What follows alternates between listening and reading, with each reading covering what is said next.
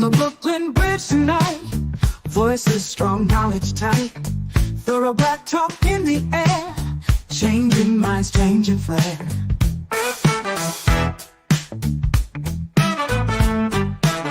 From Brother Tad to Sister Kate, warriors got things to say. Sister Marcia brings the heat, Brother Blacksmith keeps the beat.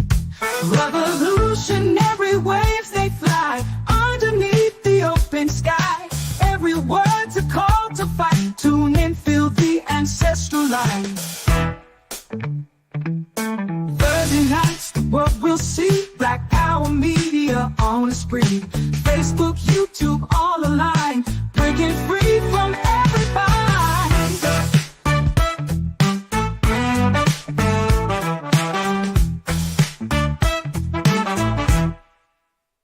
Social talk and politics, every voice breaks through the matrix. Commentary raw and true, for the many, not the few. Revolutionary waves they fly underneath the open sky. Every word's a call to fight. Tune in, feel the ancestral light.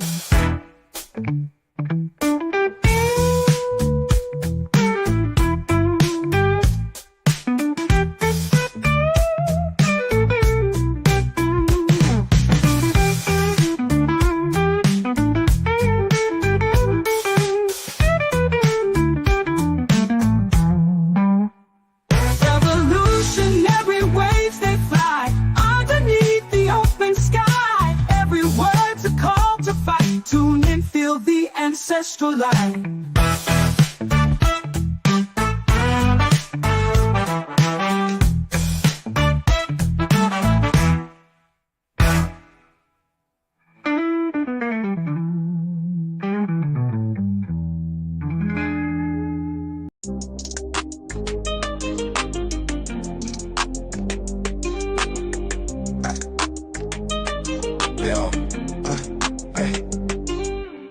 Standing strong on the bridge tonight. We got dreams and we got fight. Voices loud in the city's light. Change is coming into sight. History told by scars and pain. Echoes deep in every name.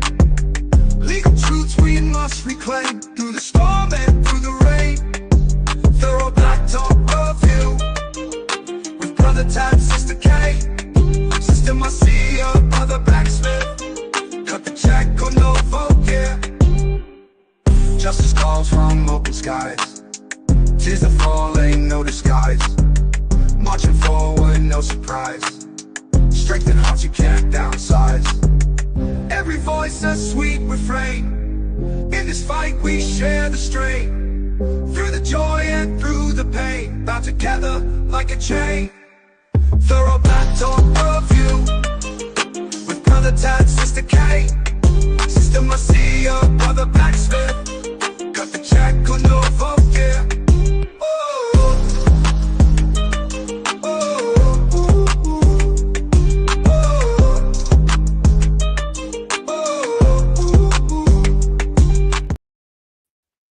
Good evening, good evening, good evening, family. Welcome to another edition of Thorough Black Talk with Sister Keisha, Brother Tad, the OG Wisdom Podcast in the building. We will be joined with our Brother Blacksmith and our Sister Marcia in a few minutes. We got a tough one and a rough one tonight, Brother Tad. Woo, woo, woo, woo. So many things are happening, family. The state of Alabama said that its police department needs to be revamped and done over because it is infested with racism. So we'll talk about that. Also, who's behind the push to have Mayor Eric Adams removed as mayor of the city of New York? We're going to get into that as well. And to continue our discussion in Black history, our history is 365, baby. We making history every day, especially here on Thorough Black Talk Worldview. You know, I got some news last night that, you know, some people are watching us and, you know, they like the truth telling. whether you agree or disagree, and that's the beauty of thorough Black talk. You don't have to agree with us, and we don't have to agree with you. But it seems today in society that if you disagree with the status quo, that could be problematic. However, it is unnatural. And so you wonder why people are running around here insane. Too much unnatural is happening. So, Brother Tad, what's good? What's good? How you feeling, Brother Tad? Oh man, sis, I'm good. I'm good. Just enjoying the show. Shout out to everybody who want to keep congestion prices and things like that. Shout out to Governor Kathy Hochul, who has convinced people that getting rid of it is to your detriment, and that we should keep the $9 congestion price tolls, which is crazy to me. But folks are crazy. They bugged out. So shout out to them. I can't hear you, sis. How ridiculous is that, Tad? I mean, why in a society right now where the dollar is being squeezed left, right, and center, that you have an advantage to put some money back in your pocket? Now, people will say, Brother Tad, that, we don't need congestion pricing here. Some people will say we do need congestion pricing, pricing, because there's too many vehicles that are entering below 60th Street in Manhattan. But this is a congested city, and so you have to maneuver around it. The only other option to deal with that congestion is to stop the influx of people into these cities, which cause the problem. Now, I was outside earlier today on my way in here, and it's snowing outside. So some things have blew into my eyes, also windy. So I'm rubbing my eyes.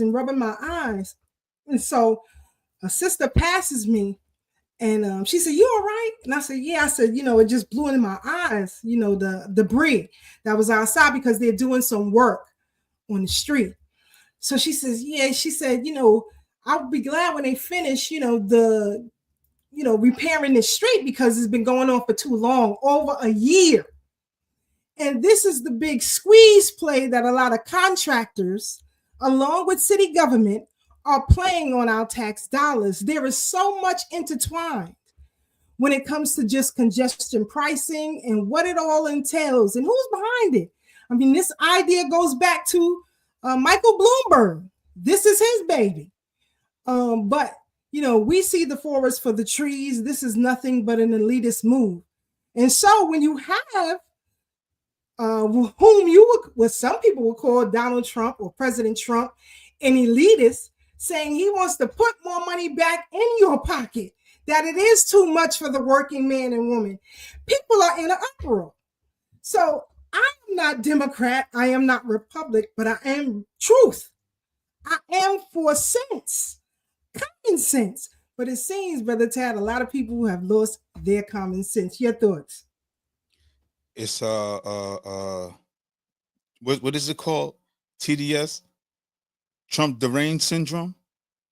No matter what this man does, no matter how many receipts he pulls out, even if it's for your benefit, you're gonna have a problem with it. So him and Elon Musk are talking about, with all the money that Doge has found that these agencies have been milking the citizens for, they're gonna give you an extra $5,000 just on hold that, good looking out. And people have a problem with that. I know I could use an extra $5,000. How about you, Sister Keisha? But we've been so indoctrinated with foolishness, we don't realize when things are pro us, when things are for our benefit. Why wouldn't, $12 eggs, $15 eggs, $9 just to go in the city? First of all, what's the subway, like $3, $2.90? Something like that. $6 a day. No, listen, for those of us who live in areas where there is no subway lines, like where I live at, two fare zones, my fare is $7 each way. So let's just be clear. Express is $7 each way. But let's go to President Trump and let's hear what he says, and we'll come right back and we'll discuss family. Hold on. And, under consideration a new concept where we give 20% of the Doge savings to American citizens and 20% goes to paying down debt, because the numbers are incredible, Elon. So many billions of dollars, billions, hundreds of billions. There's even under consideration a new concept where we give 20% of the Doge savings to American citizens and 20% goes to paying down debt, because the numbers are incredible, Elon. So many billions of dollars, billions, hundreds of billions. There's even under consideration a new concept where we. Yeah. You know, go ahead, Tad. Go ahead. I mean, I could use the $5,000 part one. Part two, the part people aren't talking about is Sister Keisha. I'm being patient, trying to take my time. We say this every week on the show. I'm not done to disagree with something I agree with. Just because I don't like the messenger don't mean I necessarily disagree with the message. Now, for years, we've been saying this government funds Al-Qaeda, right? We've been going back to, look, this is where they got the arms from, this is where they got the money from. The government put Al-Qaeda together so they could fight Russia, and the U.S. don't go in direct conflict with Russia because the U.S. is scared. Let's just be honest. But now, Doge has found the direct pipeline, not just to Al-Qaeda, but also Boko Haram. Shout out to all my Pan-Africans. Remember, we was looking for our girls? Well, who you think financed the kidnapping of our girls? But here you got somebody saying, let's clean this up. And since y'all been so patient, let me piece you off with 5 bands. Like I don't understand what part we missing, especially since What the part of dollar the is hustle losing they its don't value. get? What part of it don't you get? And the kickbacks that a lot of these government offices or government agencies have been getting is ridiculous. And when you look at the numbers that have been exposed, it's mind-blowing. But we always knew that. Yes, Tad, go ahead. Go ahead. No, go ahead. I just had to. Let me give some shout outs real quick. Shout out to K Rush 409 Philly in the building. What's good, family? How are you? Sister Donna, Brother Kerwin, Alabama, always in here. Heavy. What's good, Bruce? Bruce, what's good? What's good? Aunt Marie, Uncle Jesse on the check-in. Brownsville Finest in the building. Rich, nice. Peace, brother. How are you? Sister Vera, Be More Finest in the building, y'all. This is Be More Finest, and also one of our educators. You know, you gotta show love. Brother Tad messing around with y'all. Sister Aruba, what's good? Talkie Diamond TV Mars in the building. Vanessa, Alabama, always in here. Let's get it. We definitely gonna get into reparations. Speaking of that, Sister Brooke and I are taking a trip next month to Rochester, New York, to the next committee meeting. So we on it. Sister Brooke in the building. Y'all better know who she is and follow her on Instagram. Know who she is. Let me just reiterate for those who don't know who Sister Brooke is. Remember that Red Apple Nail Salon incident that took place? I'm gonna try to pull up that video. Some video that I think you will find Sister Brooke very interesting. But Sister Brooke was the one who set that whole thing off. Okay? You never know who's in your midst. You never know real ones on the battlefield. You never know who is in your midst. Speaking of the Red Apple Nail Salon, shout out to Miss Thelma. We had the pleasure of meeting and chopping it up with Sister Thelma at a Straight Black Pride convention here in New York City in Prospect Park. Yeah. Tell them, Brother Tad, tell the history. This is Black History Month. Go ahead, Tad. Oh, yeah. I just remember it was beef. I don't remember the particulars. I remember 2 sisters was at the Red Apple Nail Salon. An incident happened with a sister and one of the workers, and they prohibited the sister to leave. I forgot what the argument was all over, but altercation ensued, and the community came together and shut that place down. Shut it down. In fact, I believe Miss Thelma was the elder of the two. Yes. And I think she was telling her child or grandchild, come on, let's go. And they tried to stop them from leaving. And it wasn't theft of service. It was something different, because the Asians, they don't respect us as long as we keep taking them our money. And as FBAs, this whole year has been about, what we've been campaigning on is that we have to stick together, support our own, hold our dollars and our vote, because we can't seem to hold the dollars. And then we take the cues from the wrong people, because sure enough, Al Sharpton will tell you don't go to Target where black businesses could lose money. But he don't shut down these little mom and pop shops in our community that are blatantly being disrespectful to the community. And how long ago was this, Sister Keisha? Let me see. I gotta look at the video. It's been so long. I don't even know. 6 years ago. 6 years ago, I think. Oh, was it? Yeah, about at least 6 years ago, right? Yes. So this is Miss Thelma, who was brutally beaten at the Red Apple Nail Salon because she refused to pay for services which she did not ask for. These Asian owners took broomsticks and things to Mrs. Thelma's head and that of her granddaughter. And so Sister Brooke saw this incident on the news like everybody else saw it. He said, nah, we got to shut them down. We got to shut them down. We can't let them operate freely and beat up one of our grandmothers. So I'm going to try to play this. We'll hear from Miss Thelma, because we were in the park and it was a brother I knew. I walked off while Tadna was setting up, and a brother I knew, and we started conversing about it. So he said, yeah, he's not taking to Miss Thelma right now. And me and her started talking, and she walked over to the convinced straight black pride group with us. You don't believe me? Ask Brother Black Maggots. He was there. Okay, you see irritated Jeannie right there. So I brought her over. Now, she chopped it up with us for a little while, let us know what happened. But she also told us about some of the health challenges that she faced, which feared her because it could have been worse than what we saw. Those who beat on her didn't know she suffered with a particular issue, health issue, right? This woman could have lost her.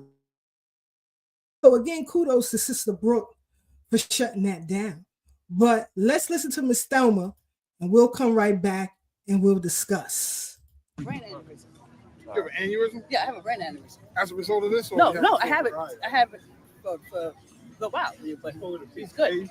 They don't know what's going on with me. Yeah, exactly. And like I said, she ran to the chair and like she died.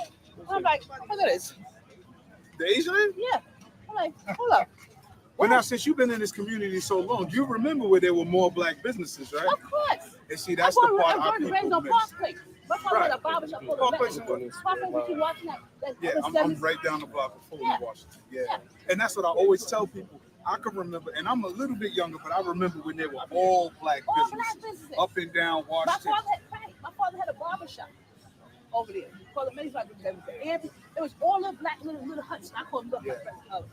Yeah, I remember. Even out to the hardware store.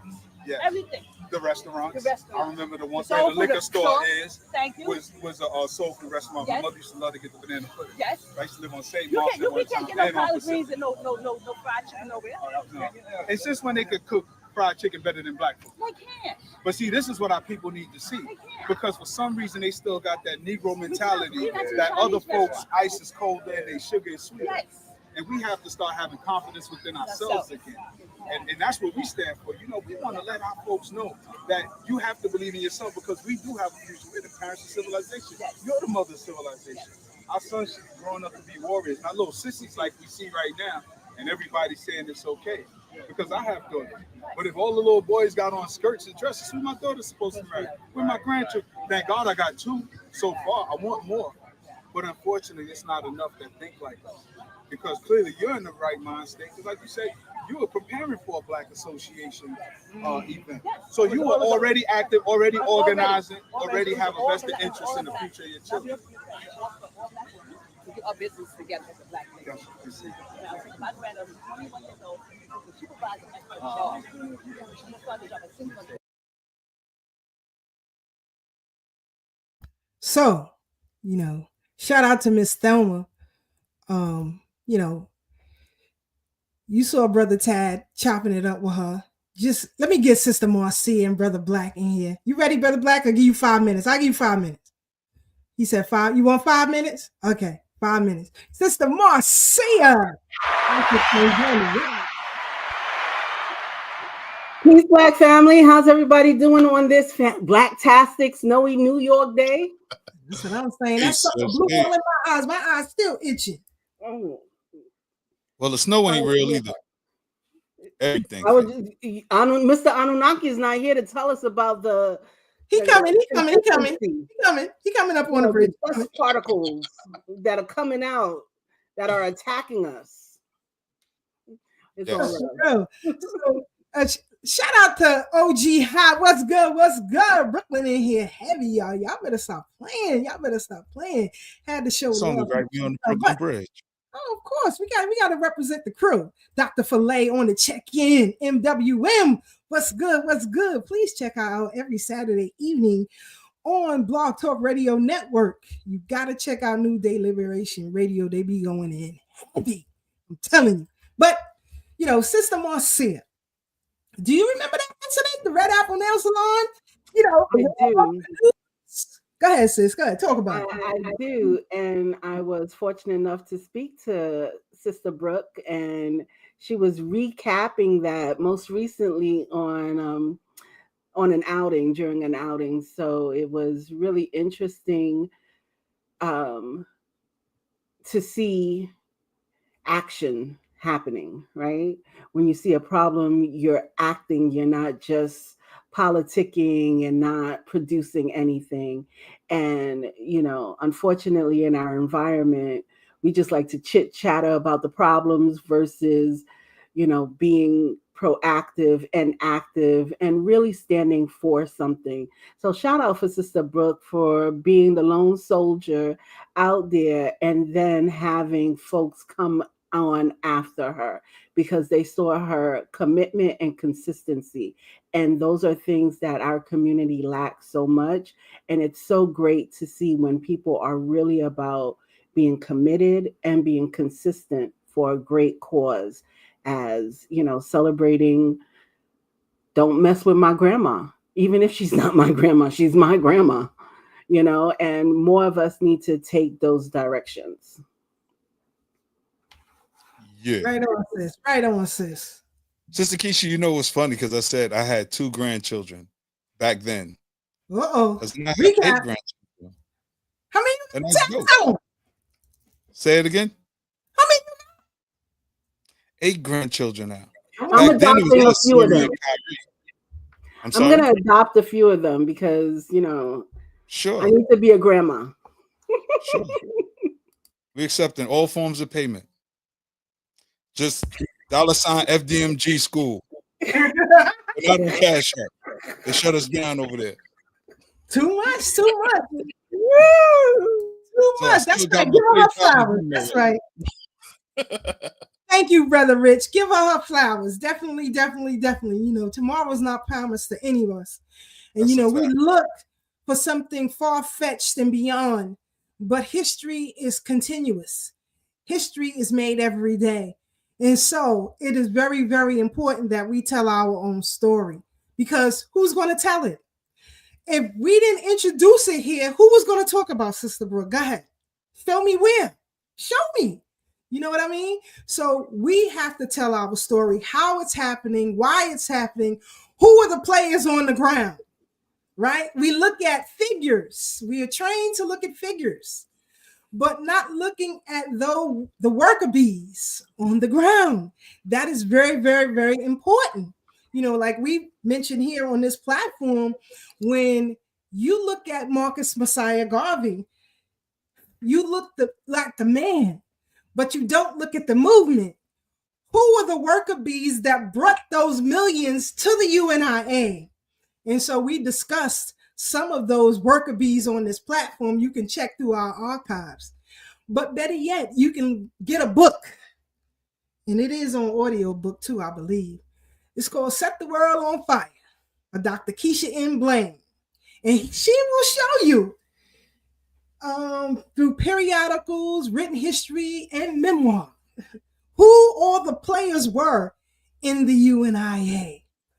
She will also open your eyes to what happened to the first Mrs. Garvey, because she is not talked about.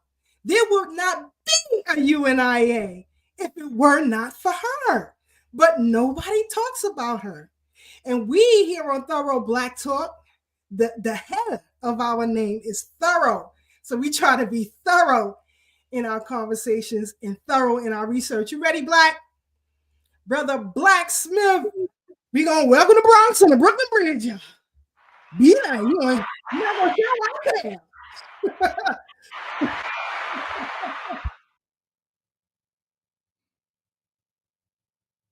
You gotta unmute, brother. I'm gonna give you a minute. I'm gonna let you. No, I'm here. How's the levels so I can put the headphones on, or am I good? Y'all hear me? Loudly. Okay, let me put it on, and I'll be right back.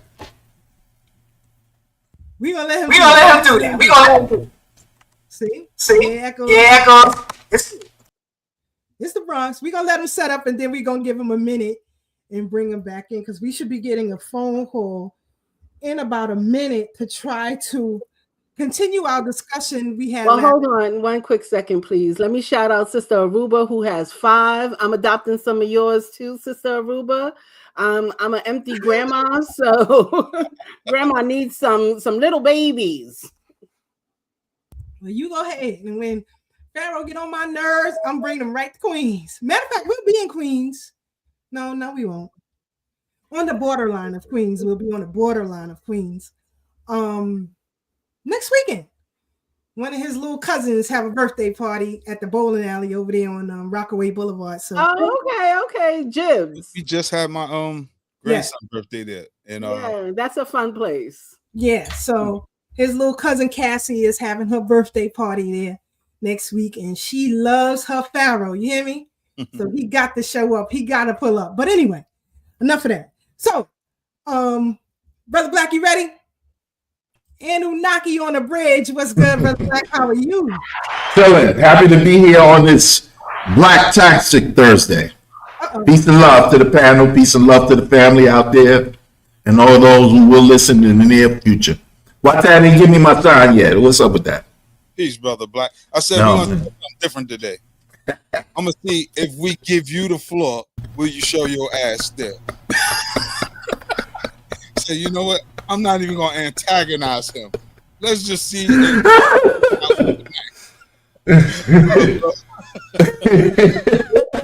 You see? So, Brother Black, we were talking about because we're gonna move into our phone call, and then we're gonna deal with Eric Adams, Kathy Hochul, and the whole lot. But your thoughts, Brother Black, on President Donald Trump recently announcing that he would like some of the funds that have been recovered from these Doge investigations and shutdowns to be then funneled to the citizens of the United States. What do you think on that, brother? Well, it's like 5-6 years ago when he gave the stimulus money up the first time, and you didn't have to do nothing for it. All you had to do was wait for it.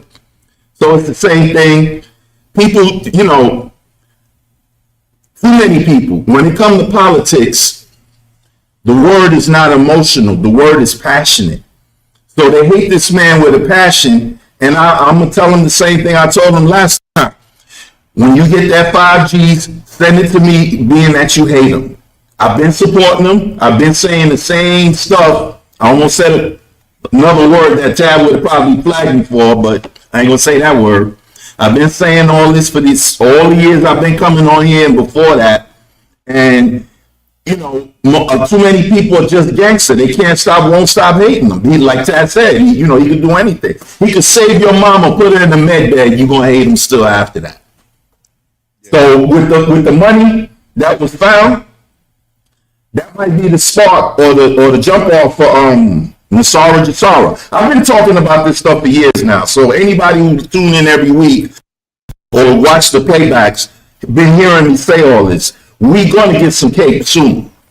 And it ain't gonna be, and it's gonna be way more than that because they just started looking for all this money. That's just one fund they found, 4.7 trillion. When I did the math and divided that by 335 people, the supposed population of the United States, that's 14 racks. So, you know, but they're gonna send it to each individual taxpayer, not each individual person. So that's 79 million people, or excuse me, 79 million households. And with that, I yield. Good, because I ain't get a tax return in about 10 years. So it's about time I get me some bread. I'm telling you right now. Tired of paying for everybody. I'm tired. I am sick and I am tired. But our call is on the line.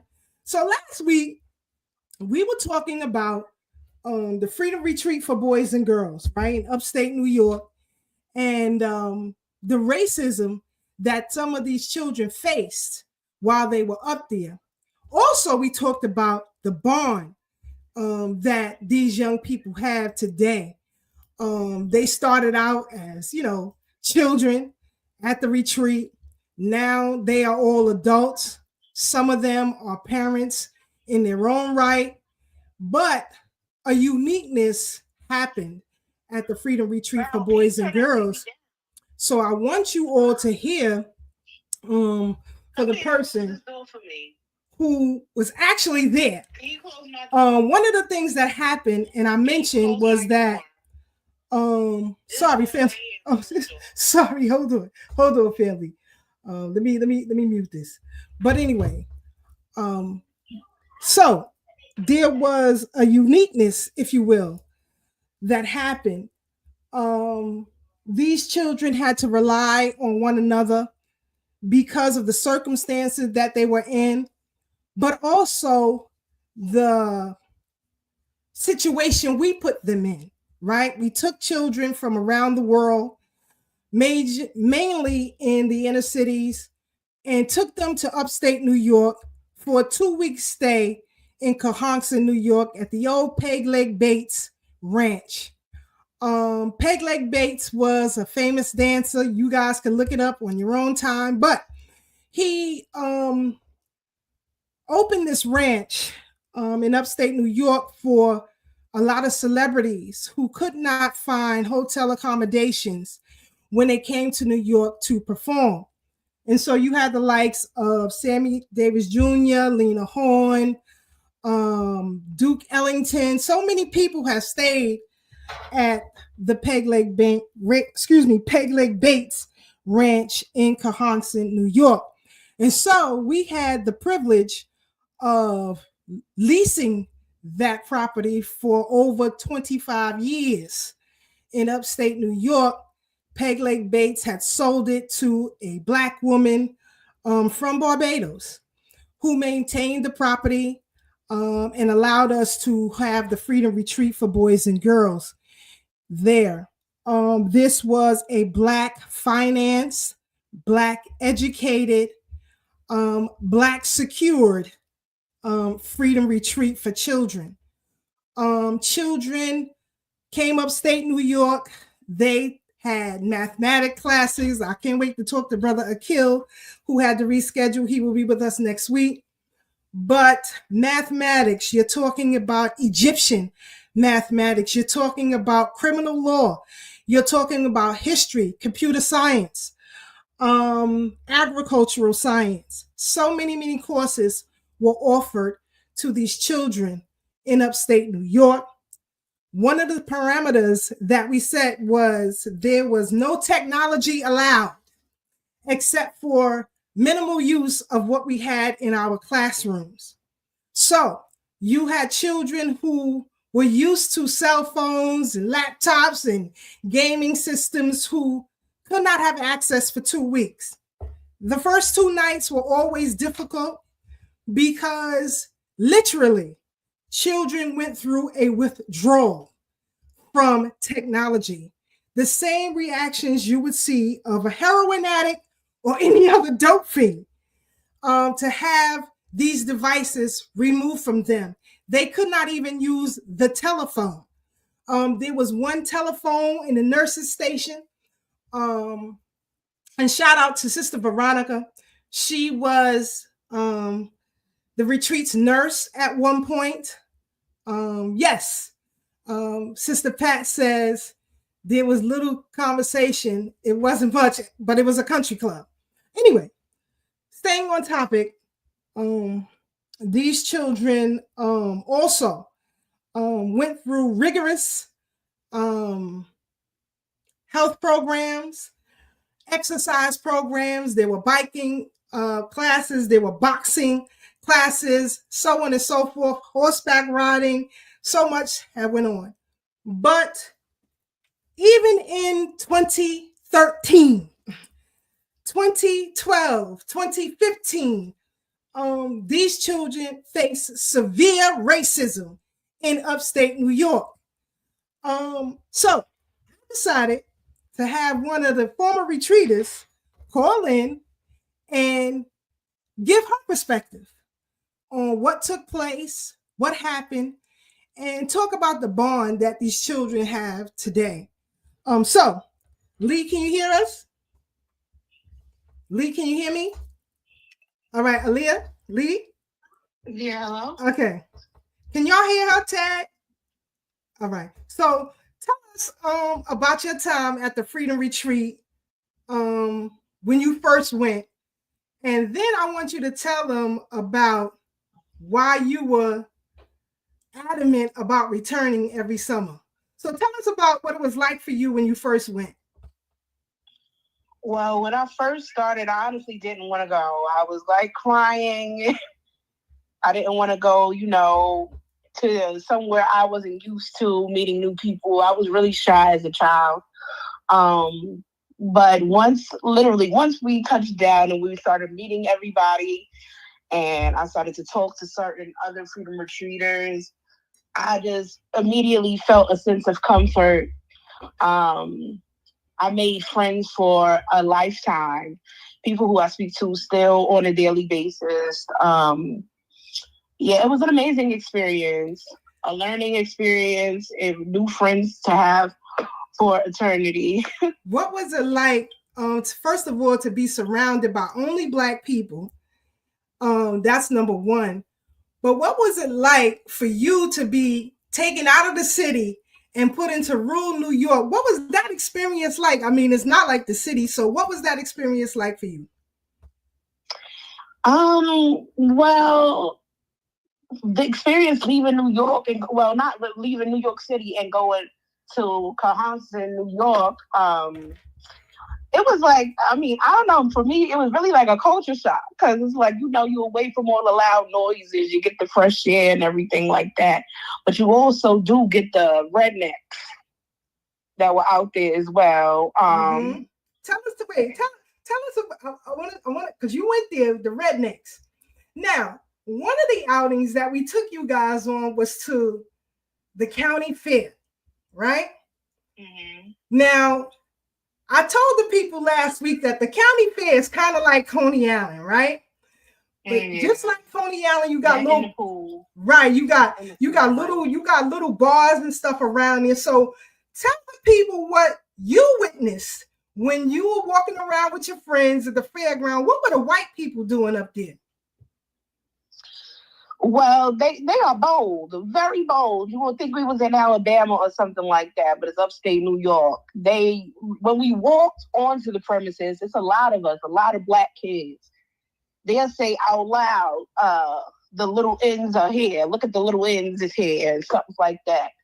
And it was one particular situation where, we had some boys that would stay with us because they lived farther and they had siblings that also were there, so they would stay for the entire month.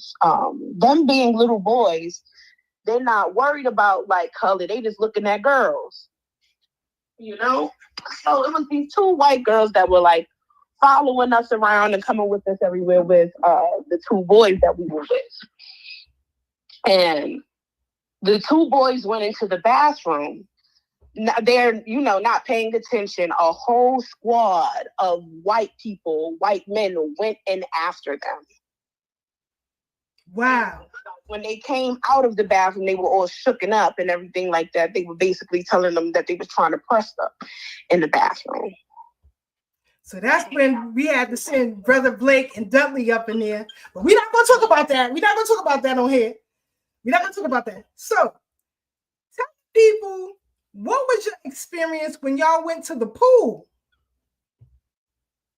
Yeah, it was basically a similar situation. Like, they'll see us pull up, all the white people will leave. We didn't have no problem with them leaving because we had the pool to ourselves. But they would leave when they seen us pull up. Now, another outing we went on was the skating ring. Tell people what happened at the skating ring, Lee. So at the skating ring, it was like, they would basically try to start with us because we were dominating every dance. At the end of the skating ring, at the end of the nights, they would usually have like a little dance party. And so we would dominate that. All the little dances, we the black kids, from the city, we tear them dances out. There were many times where they would start with us because, jealousy and things like that, and literally say, oh, one person actually came up to one of my friends, one of the boys that was there, and was like, oh, that's all y'all can do is dance. Okay. Very bold upstate New York. Okay, I'm not going to hold you long. But another incident, because we used to pass other camps, right? When we take the drive, like we would go downtown to Stewards or whatever.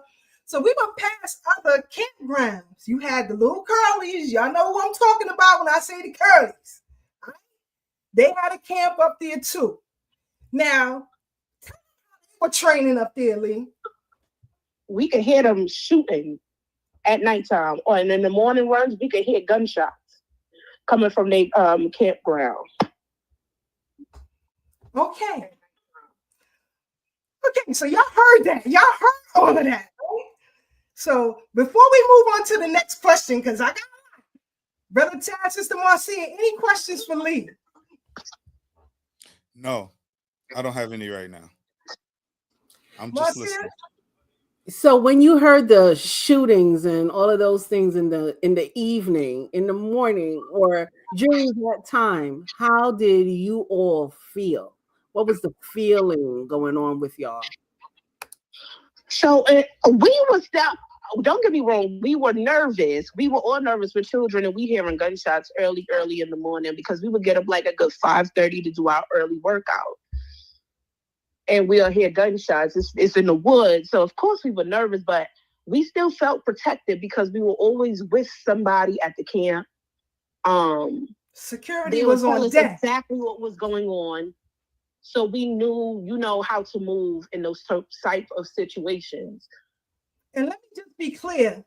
The security there was all former military. Okay? The majority of security, at least the heads, were all former military. Now, the girls, they had their own fighting classes and all of that too. But yeah, they had boxing classes, and some kids had to get knuckled up. You misbehave, the crew gonna tighten you up. That's for real, because they knew that they had to operate as a unit, and so they would handle each other as a unit. Yes. So one of the things I want to ask or talk about, Lee, was some of the children who went up there, I said before you came on, had withdrawal symptoms when they were away. We all did. Yeah, we all did. No, you have no electronics. You were away from the world. You were away from you. Or it's nothing but silence. You can hear the crickets. That's different from a city kid. Right. And us not having electronics, no TV, no phone. All we have literally is each other and our schedule. Speaking of having each other, one night out of the 2 weeks, we spent the night literally out in the woods, not in the cabins, but in the woods. Tell the people that experience. What was that like, going out into the woods, late at night. No, I'm gonna tell you. You tell him. Tell him what happened. Go ahead. And then I tell him about the Oh, what happened with me? Yeah. Oh, absolutely. Go ahead. It was one night we all went on. It was like. But first, how was it like walking out to the campsite with no lights, no nothing? Go ahead. Yeah, so it's literally pitch black, and we're all walking in a line, literally holding on to the person in front of you. We all have our own flashlights, but we follow the person who was leading the way to the campground or whatever. It is really scary, but it's fun. It's a an experience I feel like every child should have. Now that trail that we went on, what person in history took that exact same trail? Harriet Tubman. Okay. Now, tell the people your experience with me the first night at the campground and what happened to me. Go ahead. So we were all like, it was a very calm night, sunny day for the entire day. Nobody was expecting what happened in the night. That when we went on the campgrounds, I just noticed that night, all the younger kids were coming up to me and we were all talking and having deep conversations with each other, laughing and joking. Mm-hmm. And then it was a situation with my mom. She started having a spiritual situation. Oh, for those who don't know, this is my daughter, but go ahead. Yes. Go ahead. Yeah, she started to have a spiritual connection with different ancestors, and they were literally having conversations with us through her. It was a certain thing that one of our ancestors had said at the end of through the conversation. They said, "Can you feel my rain? Can you feel my tears?" And it started to pour down rain, and we wound up having to leave that night. But that's a situation that I still speak to my homegirls about. We are in our 30s. They still remember it like yesterday. All right, so the next day, I normally got up when y'all got up, but that particular night, the next day, I slept very long. Yeah, but when I came to finally meet y'all in the mess hall, what happened? Go ahead. We all started breaking down crying. We was all because we were worried on top of, because, of what happened, you know what I'm saying? But beyond all of that, we all broke down, we all cried together. And yeah, it was really an amazing experience. That's spiritual grounds. So it's not only did we get a sisterhood for life, we also experienced spiritual connections and, basically friendship for an eternity, seriously. A sisterhood. So yes, I want you to tell the people, well, all the people from New York City, where did these children come from? We had people from Bermuda. We had people from Santo Domingo.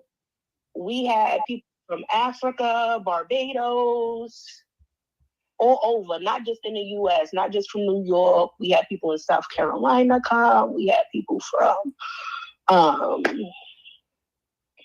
Philadelphia, Wisconsin, all over. Puerto Rico. Atlanta. So I'm playing a video of the retreat. You can't see it right now because I don't have any volume because there's music to it and I don't want them to flag our channel. But I'm playing a video. Tell the people what Mama Latifah did with y'all every morning. Every day, we would have to do morning libations and affirmations. So she would read to us a piece of a book. I forget the name of the book that she would read to us. From Ayala Van Zandt's book. Go ahead. That's the faith. And she would read us a quote every day.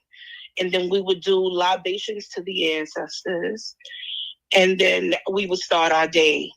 Well, Well, this was after our morning workout. Tell the people what those workouts were like with Brother Blake. Those workouts was no joke.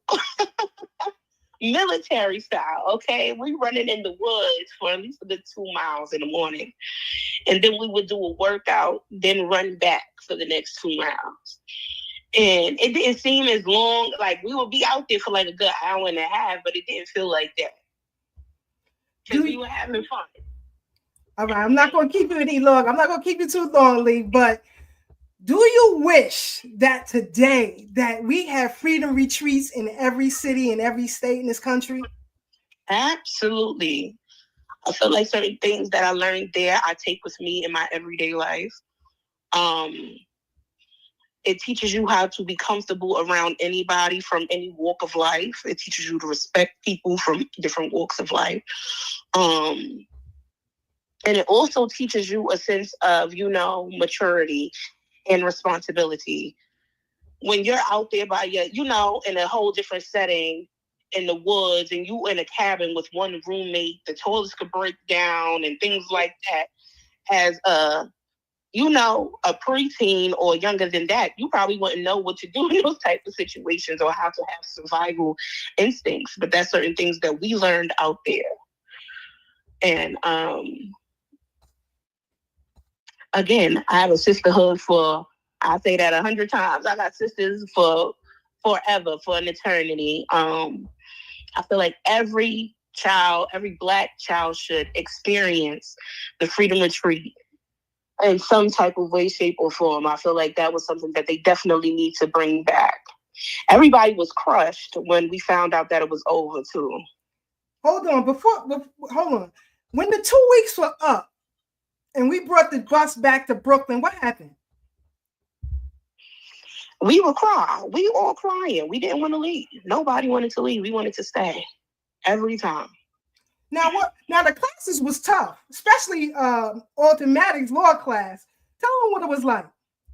It was tough, but it was fun. Okay, it was a whole court scenario. We had a case. We had a person that we were prosecuting, a person that you was defending, and it was we were studying for weeks to make sure that when the day came, it was on point. Because we really did enjoy that class. That class was one of the fun classes because it really taught us how to understand law, and if we ever wanted to become a lawyer, what we would need to do in those type of situations. Mm-hmm. Well, Lee, I'm not going to hold you much longer. I thank you truly for calling into our show, because we're dealing with Black history. And the Freedom Retreat for boys and girls is definitely Black history. So I just wanted people to hear from a retreater themselves, what that experience was like. So thank you for calling in, Lee, and I'll talk to you tomorrow, okay? All right. Love you. All right. Bye-bye. All right. Bye.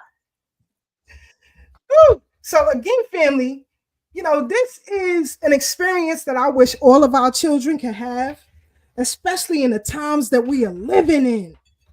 The times that we are living in are so treacherous that our children today don't know how to rely on each other, especially if another child is not your sibling or not your relative, your direct relative.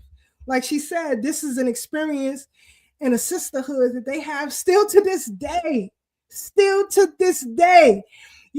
As she said, you see here, they're doing their morning affirmations, and it was no joke. This was my squad. So, I feel my squad. But anyway, this young lady in the blue and white, she's now a television executive. You have the great legendary Order Mashanti there. In the orange right there, her grandfather was one of the founding members of the Drifters. She is an airline stewardess. So again, family, these sisters or young women today truly experience. So I wanted our people to know this history because, they will be this little sister that's dancing. She from South Africa. She in her own world. She get down. She doing her own thing. But, she came there Her father is a professor here at Mega Evers College. And she came, and this girl, I mean, when she boo-hooed cried, that she did not want to leave that sisterhood. This is the first time I started crying, because she was just so enthused with these young sisters. This is the classroom, so they getting ready. This is right after their workout, so they really went, like Aaliyah said, from 5:30 in the morning to 8 o'clock at night. And so there was no need for technology, survival skills at its finest. And it's sad that we don't have this anymore. The Freedom Retreat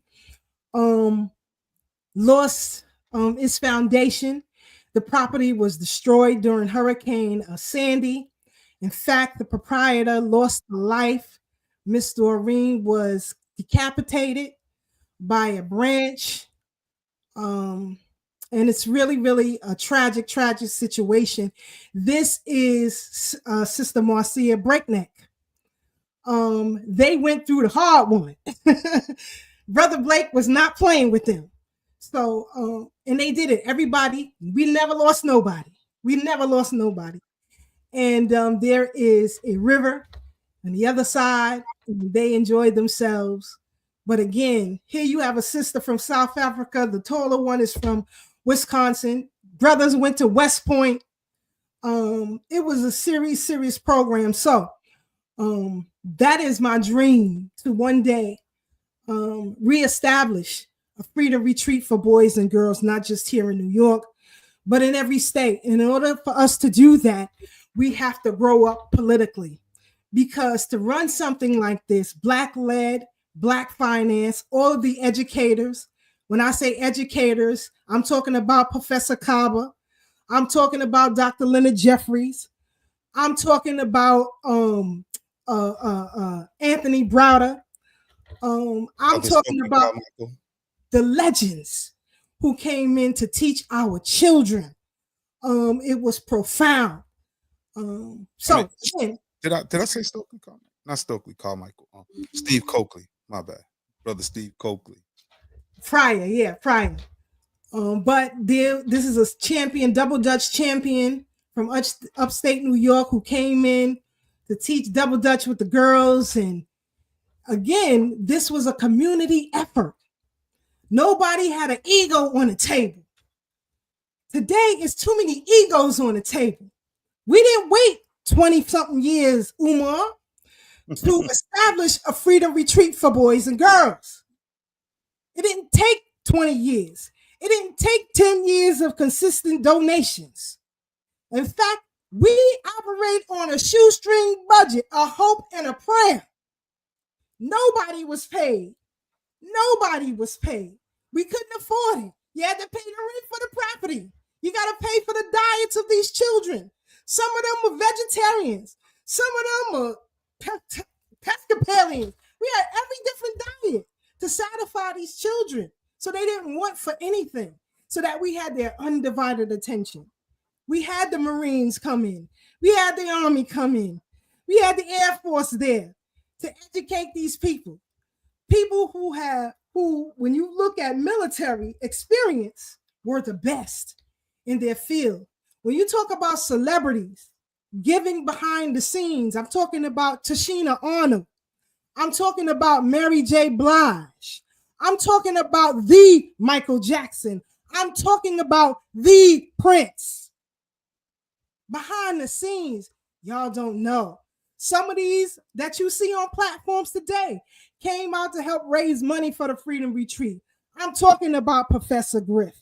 I'm talking about Brother Tad. I'm talking about the Irritated Genie. I'm talking about Sarah Sutansetti. I'm talking about Umar. I'm talking about all of them. Literally in 2015, including Brother Black, had them there week after week. Week after week. I got the photographs to prove it. This is our children at the Sojourner Truth Library in upstate New York. There's a young lady in this video. She's coming up, I think, in the next picture. But Professor Kaba's daughter in my troop. Y'all don't know.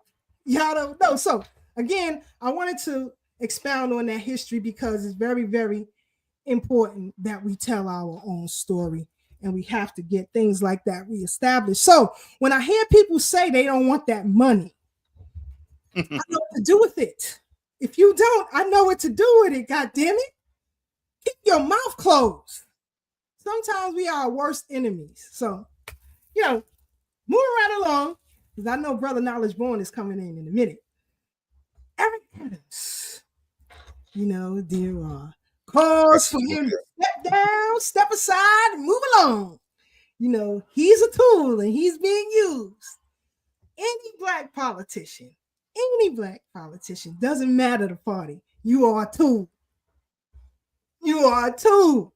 And he got the old squeeze play done on him. But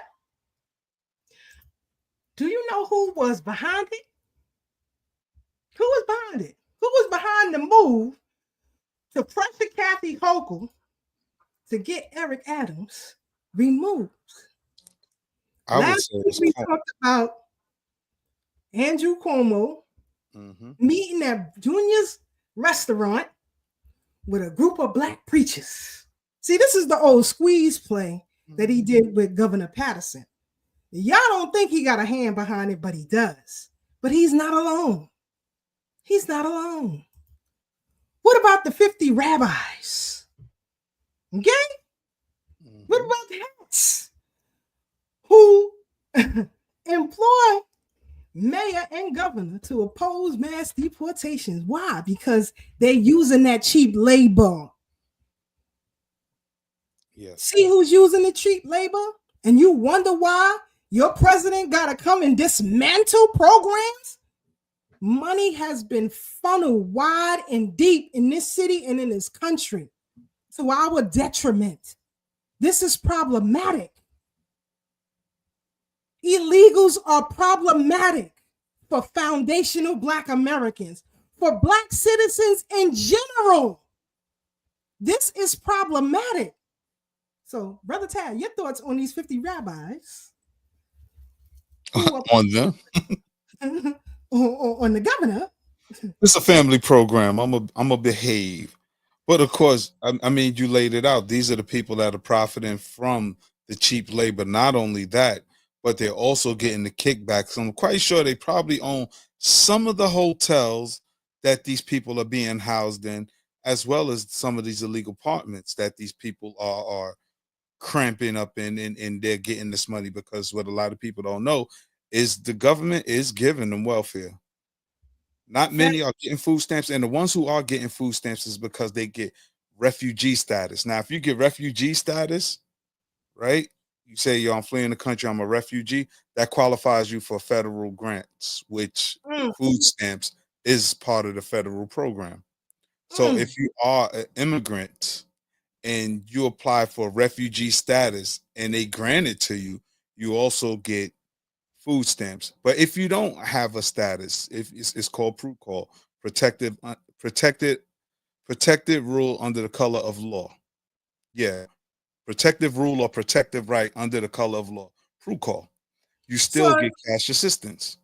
So they're getting assistance, right? Right, because this is a sanctuary city, so the cash comes from the city coffers. Food stamps come from federal coffers. So when the president is talking about cutting a lot of federal grants and aid, that's because the money is truly being mismanaged, because not only are these migrants getting food stamps, but they're also getting Medicaid for these gender affirming operations, which it's not necessary, because it's not to alleviate any health risks, you know what I'm saying, any health complications. That's Correct. purely cosmetic.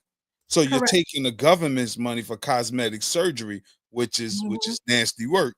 And this is why these rabbis, because they know the ins and outs of the game. They know how the game is played masterfully. Some of them have designed the game. So what they do is create organizations and then get the money funneled through that way to put in their pockets.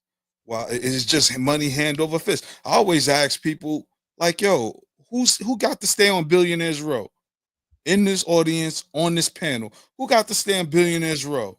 Hell, I said And even last week. Can you find me anybody who live in Marine Park, Brooklyn? you know, but these people they get top choice hotels and all that stuff. And remember, last year at this time, they were fighting because they didn't want to get out the hotels. They didn't want to go to the tent city that the mayor at the time was directing them to. They wanted to stay at the Waldorf and the Marriott and the Sheraton. They wanted these high-end luxury hotels. And our folks, we've been so it reminds me of the book 1984, where everybody was just dumbed down to be on one accord that was against their best interests. So I'm not saying Trump is no savior or nothing like that. But again, I'm not going to disagree with things I agree with. You want to get rid of some of these tolls? I agree. You want to get illegal migrants? We're not saying get all migrants out, because some people came in through the proper channel. They filed the proper documents. They went through all the necessary procedures to become a U.S. citizen. So shout out to them. But all of this money that we could have, I am as a black man asking for reparations, and these people keep saying they ain't got it, but yet they got billions of dollars for foreigners home and abroad. You got money to fund a war, two different wars, a war in Israel and a war in Ukraine. You got money for that. You got money for strangers just to come over here. We're gonna feed them and house them. But to the people that literally built this country with literal blood, sweat, and tears, gave this country its soul, and you ain't got nothing for me? Nothing. But then some dude come through who's in control of the money, say, you know what, Chad? Meet me around the corner. I got a little 5 stacks for you. And I'm gonna get these other dudes up out of here. We see how that money worked too, and I'm gonna line your pockets. I'm supposed to be for them? No. Like, nah, Trump, I don't want no money. Get out my face. Bring back Biden. So we could smoke crack and get robbed, you know. Yo, shout out to Dr. Jahi Issa, right? That's my dude. He told me years ago, Sister Keisha, that Hunter was on crack. I thought he was exaggerating, but I had no reason to doubt him. But he's like, yeah, his son is a crackhead, man. Everybody know that. That boy a crackhead. I was like, all right, maybe he is. Maybe he took a little tote here and there. But then, of course, we see the video. He lit up like I don't know, I don't know. He lit up like a crackhead. He's just a straight crackhead, and we see that. And of course, again, money's being funneled through him, because what do he fashion himself as? An artist. So they get the rich friends to buy that bum ass paintings he be painting, and then get more money hand over fist. Not to mention that he was doing the same thing they was accusing Trump of. They were doing themselves, shady business deals with foreign entities. So it's just real nasty. And again, I always put the power on the people. Now, how many people you know, Brother Tad, is in prison right now on drug charges, gun charges, but this freak gets to slide free, and everybody's okay with that? I have a problem with that. I have a problem. Hold on. Check this out, Sister Keisha. How do Dr. Fauci get pardoned from a crime he ain't even been indicted for? How does that work? What do you pardon me for if I ain't do nothing wrong? Say, just in case they come for him, I pardoned him. But then, you know what? As we start peeling the layers back, heads literally got to roll, because this is treason to the highest order. This is a level of treason that deserves deletion from a lot of these people, funding who the world identify as terrorist groups, intentionally sabotaging elections, and just giving the people propaganda through these news media. That's why it's kind of hard to talk to people that you used to like to talk to, because they sound like idiotic parrots, just regurgitating what they hear in the news. Every day there's Senate hearings going on. Every single day. You can watch it live on YouTube. Remember, we used to get all our information from C-SPAN. I don't know what happened with that. Shout out to the Million Man March. Man, we watched the Million Man March on the C-SPAN if you ain't go. But in any event, we used to have access to information, and now it's like the people don't want it, and the information is everywhere, just lying around. It's even dealing with the detriments of transgender men being put in women's prison. But they getting they being arrested for raping people, and then you put the fox in the hen house? What about those children? Because I keep expressing to you all to read some of these class action lawsuits that some of these children are suing a lot of these medical facilities, Yes. a lot of these physicians for unjust operations. Right. Coercing them in cahoots with their parents. So you better be very careful. When it comes to whatever it is you do, keep children out of it. Word. I have a problem. I don't even want vulgar straight people telling my child any story or my grandson any story. Don't tell him nothing. Get away from it. You tell your children, stay away from those over there. Stay away from them over there. I feel the same way. The same way. And you know, Sister Keisha, that's what's crazy, because he said no more of this rainbow parade where adults are half nude in front of children.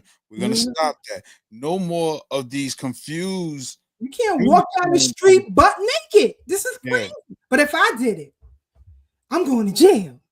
They can put me in handcuffs. But they can walk down the street naked in front of children. They can strip your child, redress your child in the classroom without your knowledge. We had a brother on our other podcast. I was just about to say that. What happened to his? So again, you have to keep your eyes and your ears open, family, and be careful of these charlatans that they put before you, like Eric Adams, you know, Umar and the rest of them cats that they put before you.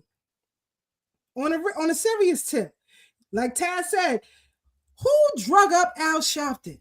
Did you see them people who were standing out there with Eric Adams, half dead and can barely make it? Like, where did he find them from? That's number one. Somebody please sit Herbert Daughtry down, because he had to hold on to the goddamn podium.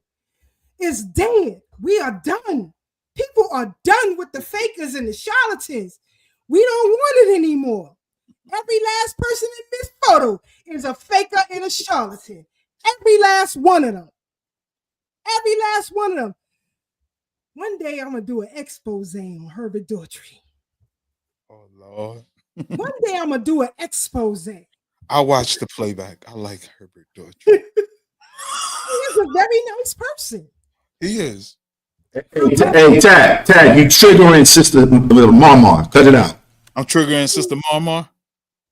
He has done some things that are very, very unsavory. Very, very unsavory. You know, when a lot of y'all was in Bed-Stuy hanging out there in Tompkins Park, over that area, a lot of people got tripped up over there. One day I'll tell you who the snitch was. One day I'll tell you about this mega church pastor in the borough of Queens who unalived 2 women, and you voted for him. He's been in government for years. They know you don't research. They know you don't read. That's why mainstream media funnels sound bites to you to trigger your emotion.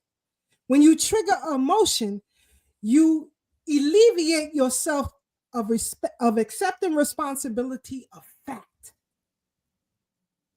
That's why they get you tripped up out here. Brother Black always tell y'all, be cool. Read it for what it is, not for what you feel. Nobody gives a damn about how you feel. I don't care about how people feel about President Trump or President Biden. I care about what is just. They know it. That's why, and I said it here last week, after every election, they thank you. You. So join the Free the Black Vote movement. It's over. Get out of both parties. Re-register as a non-party affiliate independent. Have no allegiance to these demons, these charlatans and crooks. Read a book. You know, I was watching an interview. I don't know who drug up Jesse Jackson, but he was on the news the other day. But I want you to go and read a book entitled Shakedown. Shakedown. And after reading that book and you still cool with Jesse Jackson, you need to have your head examined. Seriously, family. All of these, if they prop them up in front of you, it's a problem. I don't care who it is. Every black mayor, and we've had in the last election and this one, administration, excuse me, and the last one, they are all failures. New York, Baltimore, Chicago, Atlanta, California, all failures. All failures. So you got to get off the plantation.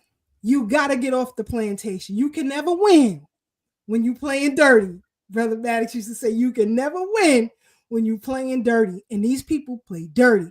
Some of these people got gigs for their family members. Some of these people in this photo, their family sit on the board.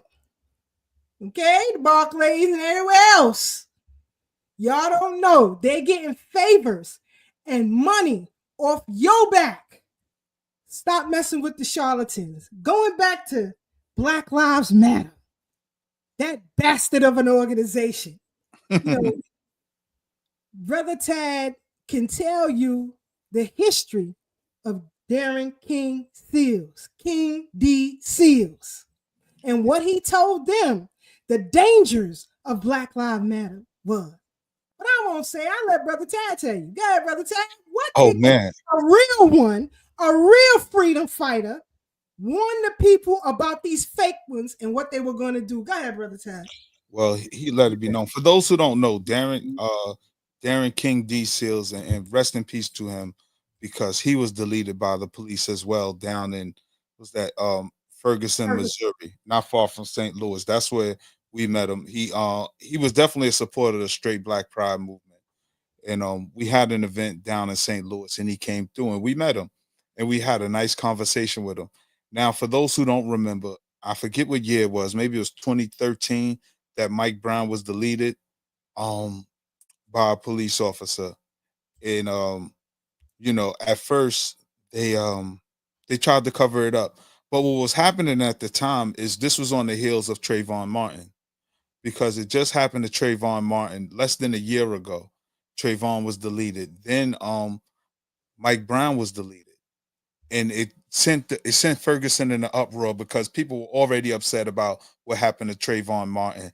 Not to mention our other young brother, Kendrick Johnson, who was also deleted at school. All of this was around the same time. So you can't forget, there was a political climate that was going on because there were so many deletions of young black men and there were no one being held accountable because Kendrick Johnson was deleted in school. And then to add insult to injury, his body was stuffed with newspaper and his organs were stolen. At least that's what the reports say.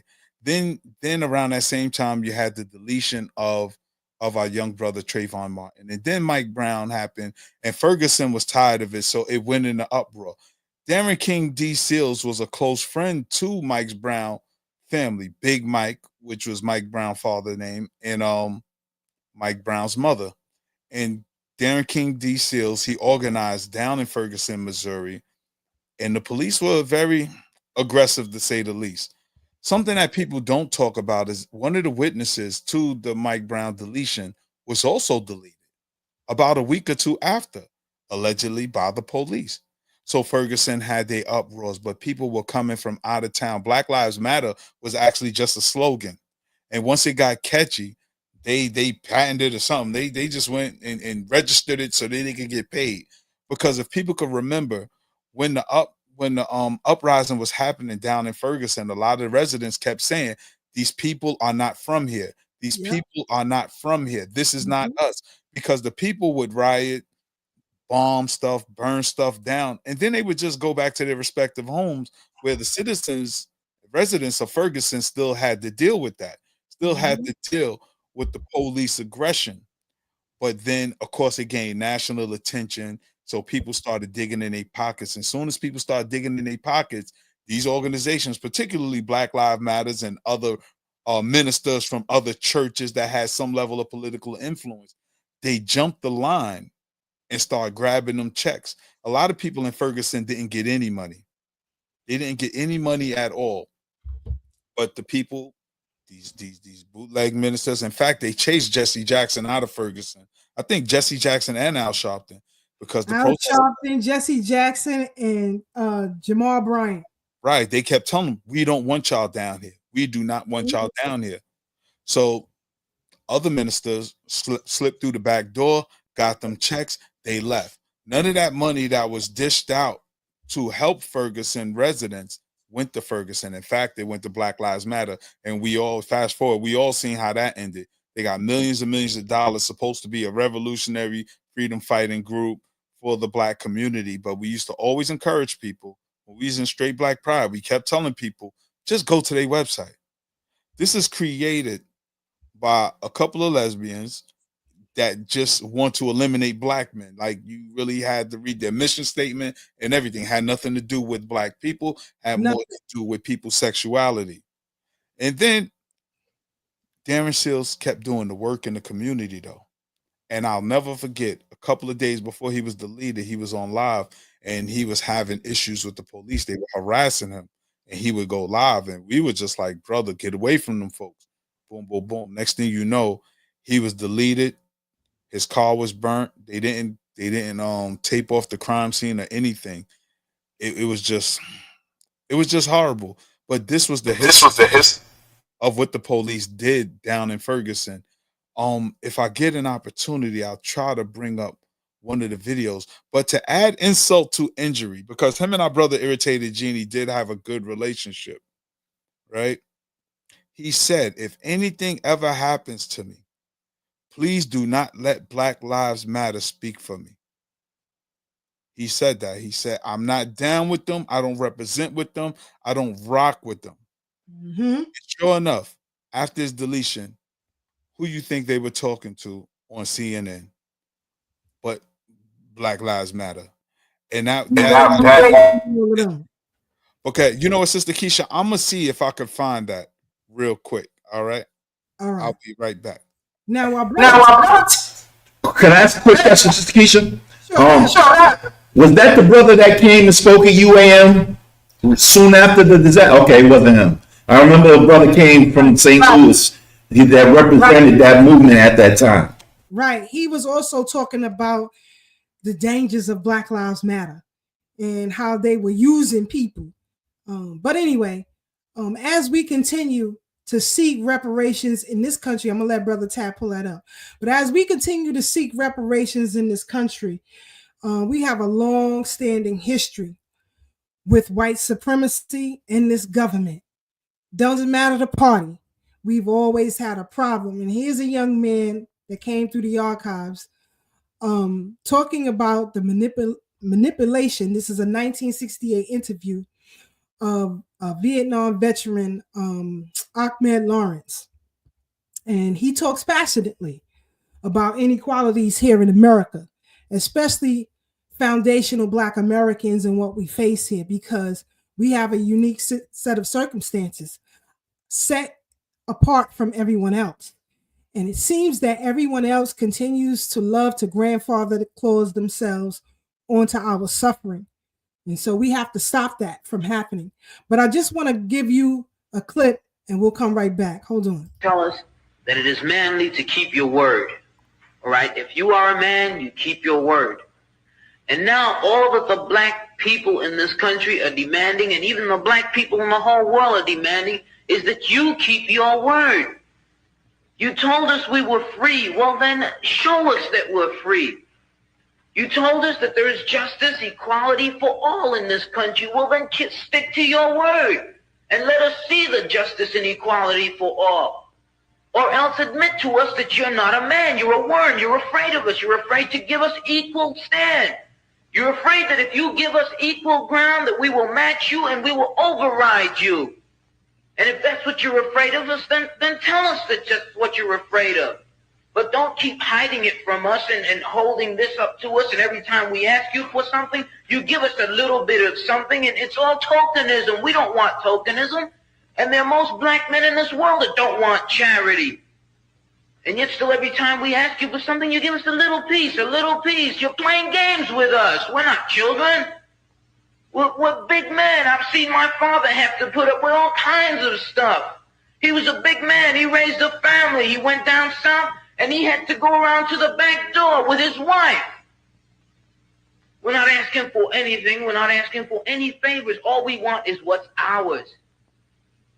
Now, there are many black veterans. That's it. We want what's ours. We want what's ours. And I'm not aligning myself with any group who doesn't have reparations for foundational Black Americans at its forefront. Don't look for me to be an ally, because I've been on the other side of having allyship in a Pan-Africanist mindset to our detriment. Like I said, and I showed it on this platform, I had the receipt over there. Where were these African sisters when it came to Nafissatou Diallo? When we had the whole Dominique Strauss-Kahn here from escaping. Where were you? You were nowhere to be found. It was 3 of us in the heat. Others from UAM who got signatures to stop that man from leaving this country for brutally sexually assaulting Miss Diallo. There has to be equal footing when it comes to Pan-Africanism. It has to be equal footing for poor white people in this country and other ethnic groups. Everybody has got an equal footing except for Black Americans. As the young man said, nothing but tokenism. And we've had enough of it. So, either you're an ally or you're an adversary. This is where we're at with it right now. So, Brother Ted, were you able to find it or no? I found Roland Martin's coverage on it. I didn't find the CNN coverage. And the CNN coverage was literally members of Black Lives Matter. And YouTube are playing all kind of games with videos as well. Oh, of course. We got a notification on 3 of our videos, not on YouTube, but on Instagram, which were nothing more than reposts. But again, when you were truth tellers, it can be problematic. And so I stand on the side of truth. I don't care what you think. I have to stand on the side of truth. That's integrity. So let's listen to the Minister Louis Farrakhan, and we'll come right back and we'll discuss. Hold on. He's talking about being honest about the state of America today. Here we go. In President Trump's cry, make America great again. Under it is make America white again. And that's why the white nationalists and those of that mindset are fleeing to his call. But the question that we have to answer today is, are you a hypocrite, America? Because if you did not mean for the Black, the brown, the red, and even the poor white to enjoy the full rights of citizenship, then why call us what we are not? So now we have to call you out. You have to come on the carpet now. Don't talk to us with stupid words, because we are deeper than we once were. You can't pacify us with a smooth, crooked tongue. We know you. We've lived with you for 465 years.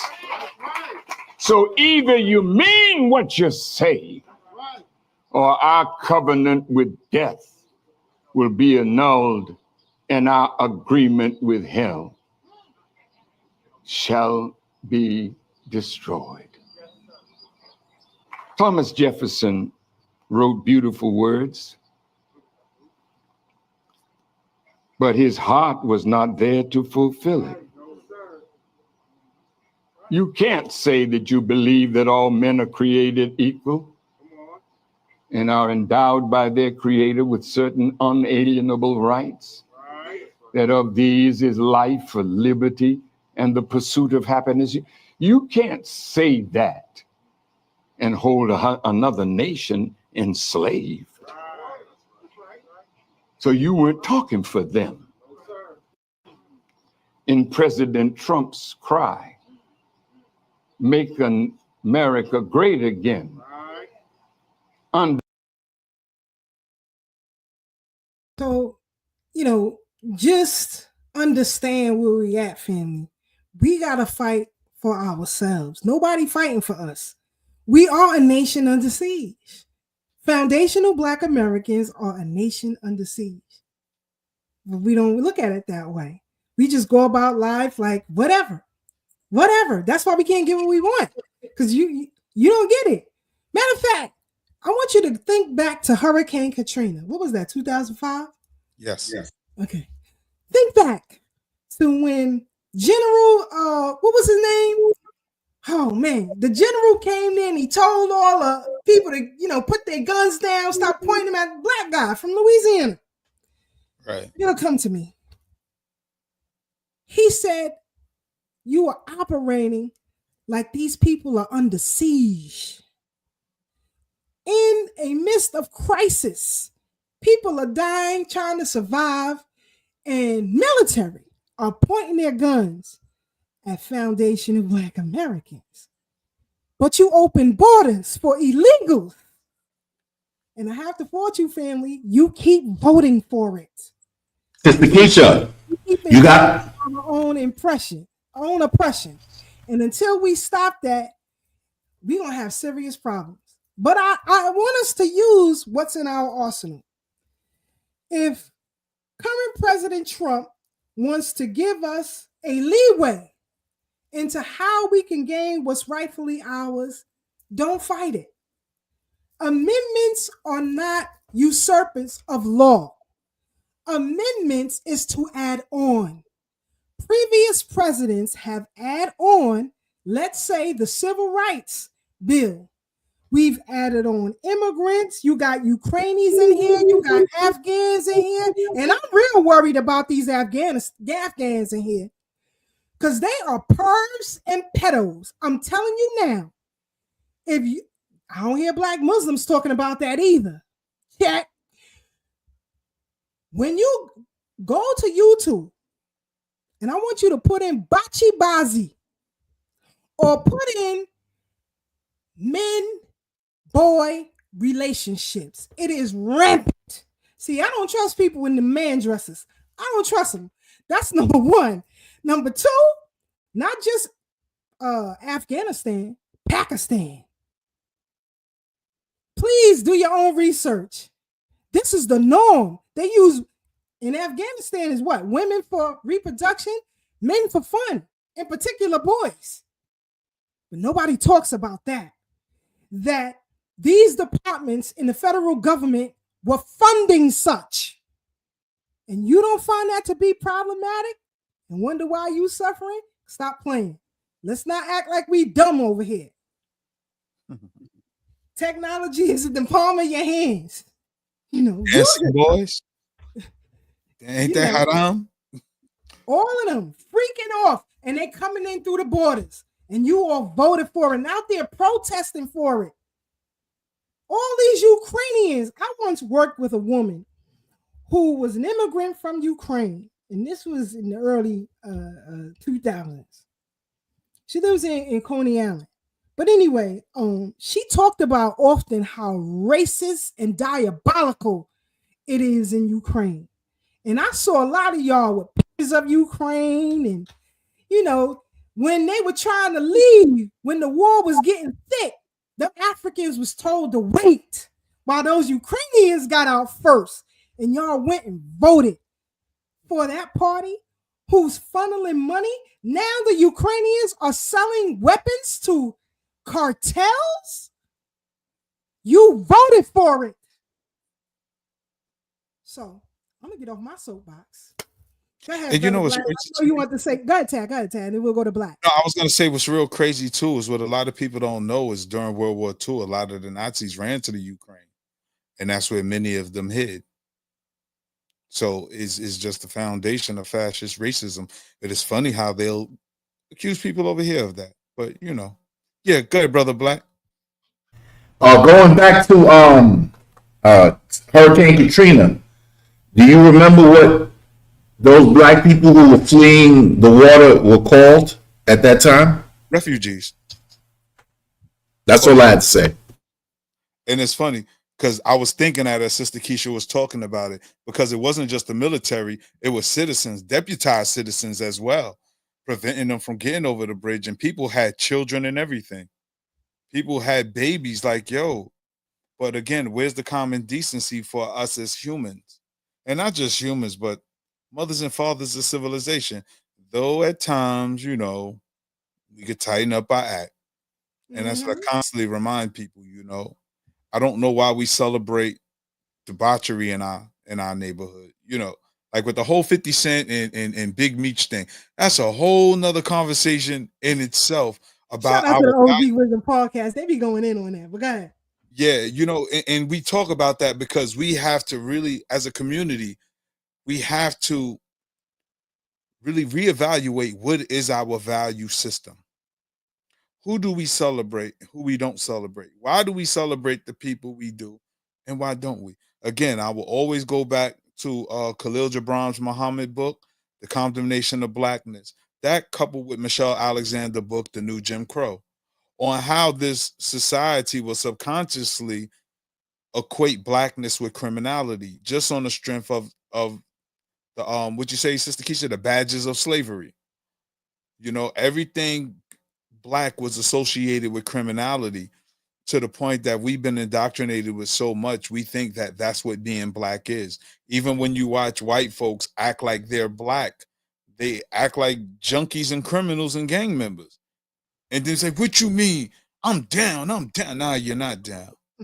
You're not down at all. Even the dudes you're emulating is not down.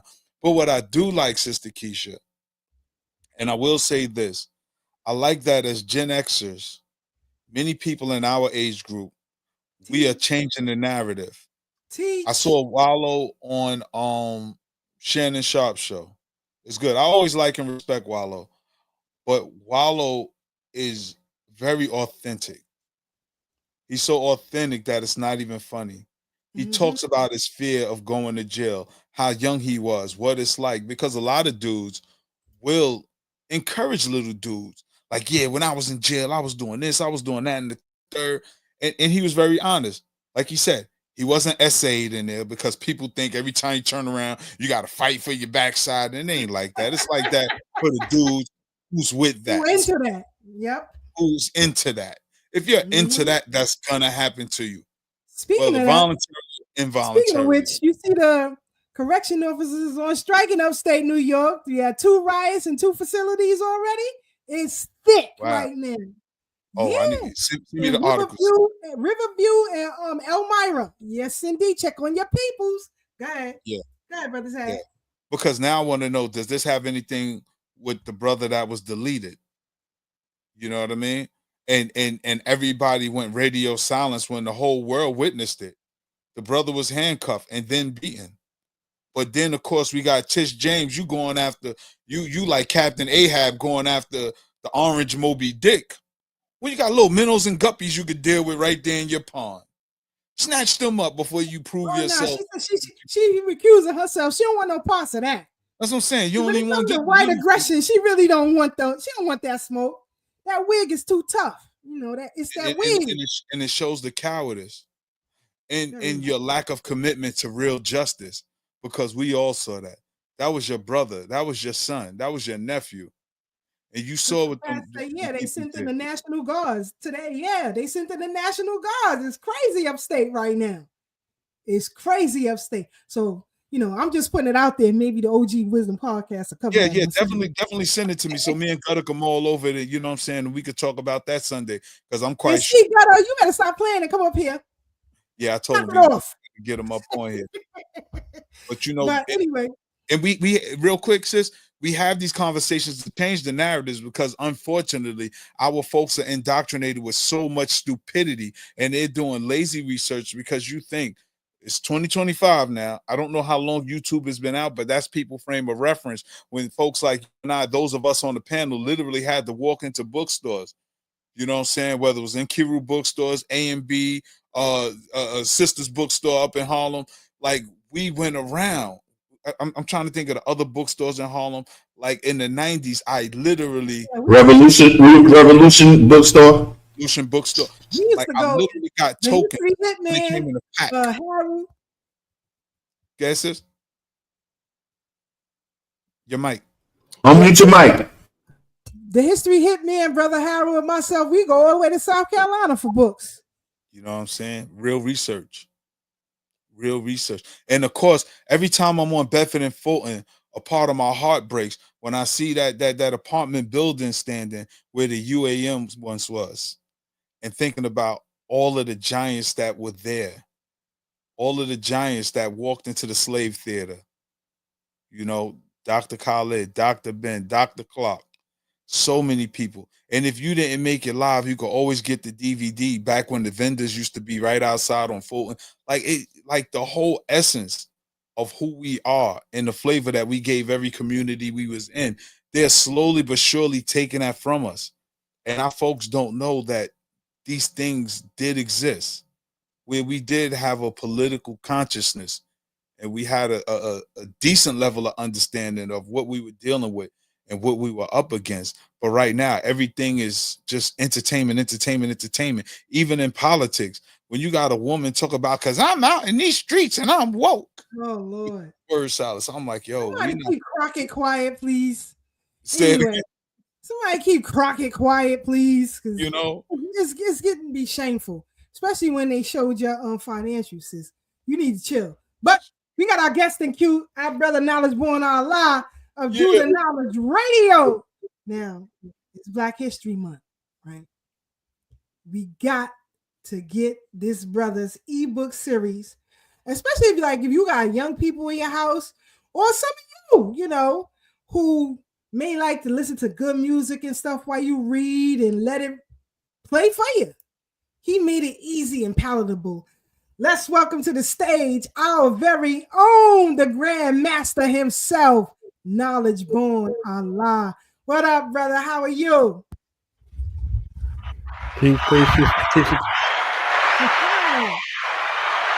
to the Brooklyn Bridge, brother. Gotta give you a round of applause, brother. Gotta give you a round of applause. I love it. KBA. Can y'all hear me okay? Got you, brother. Right. So I was letting the people know, you got a lot of things going on. We're going to get into that.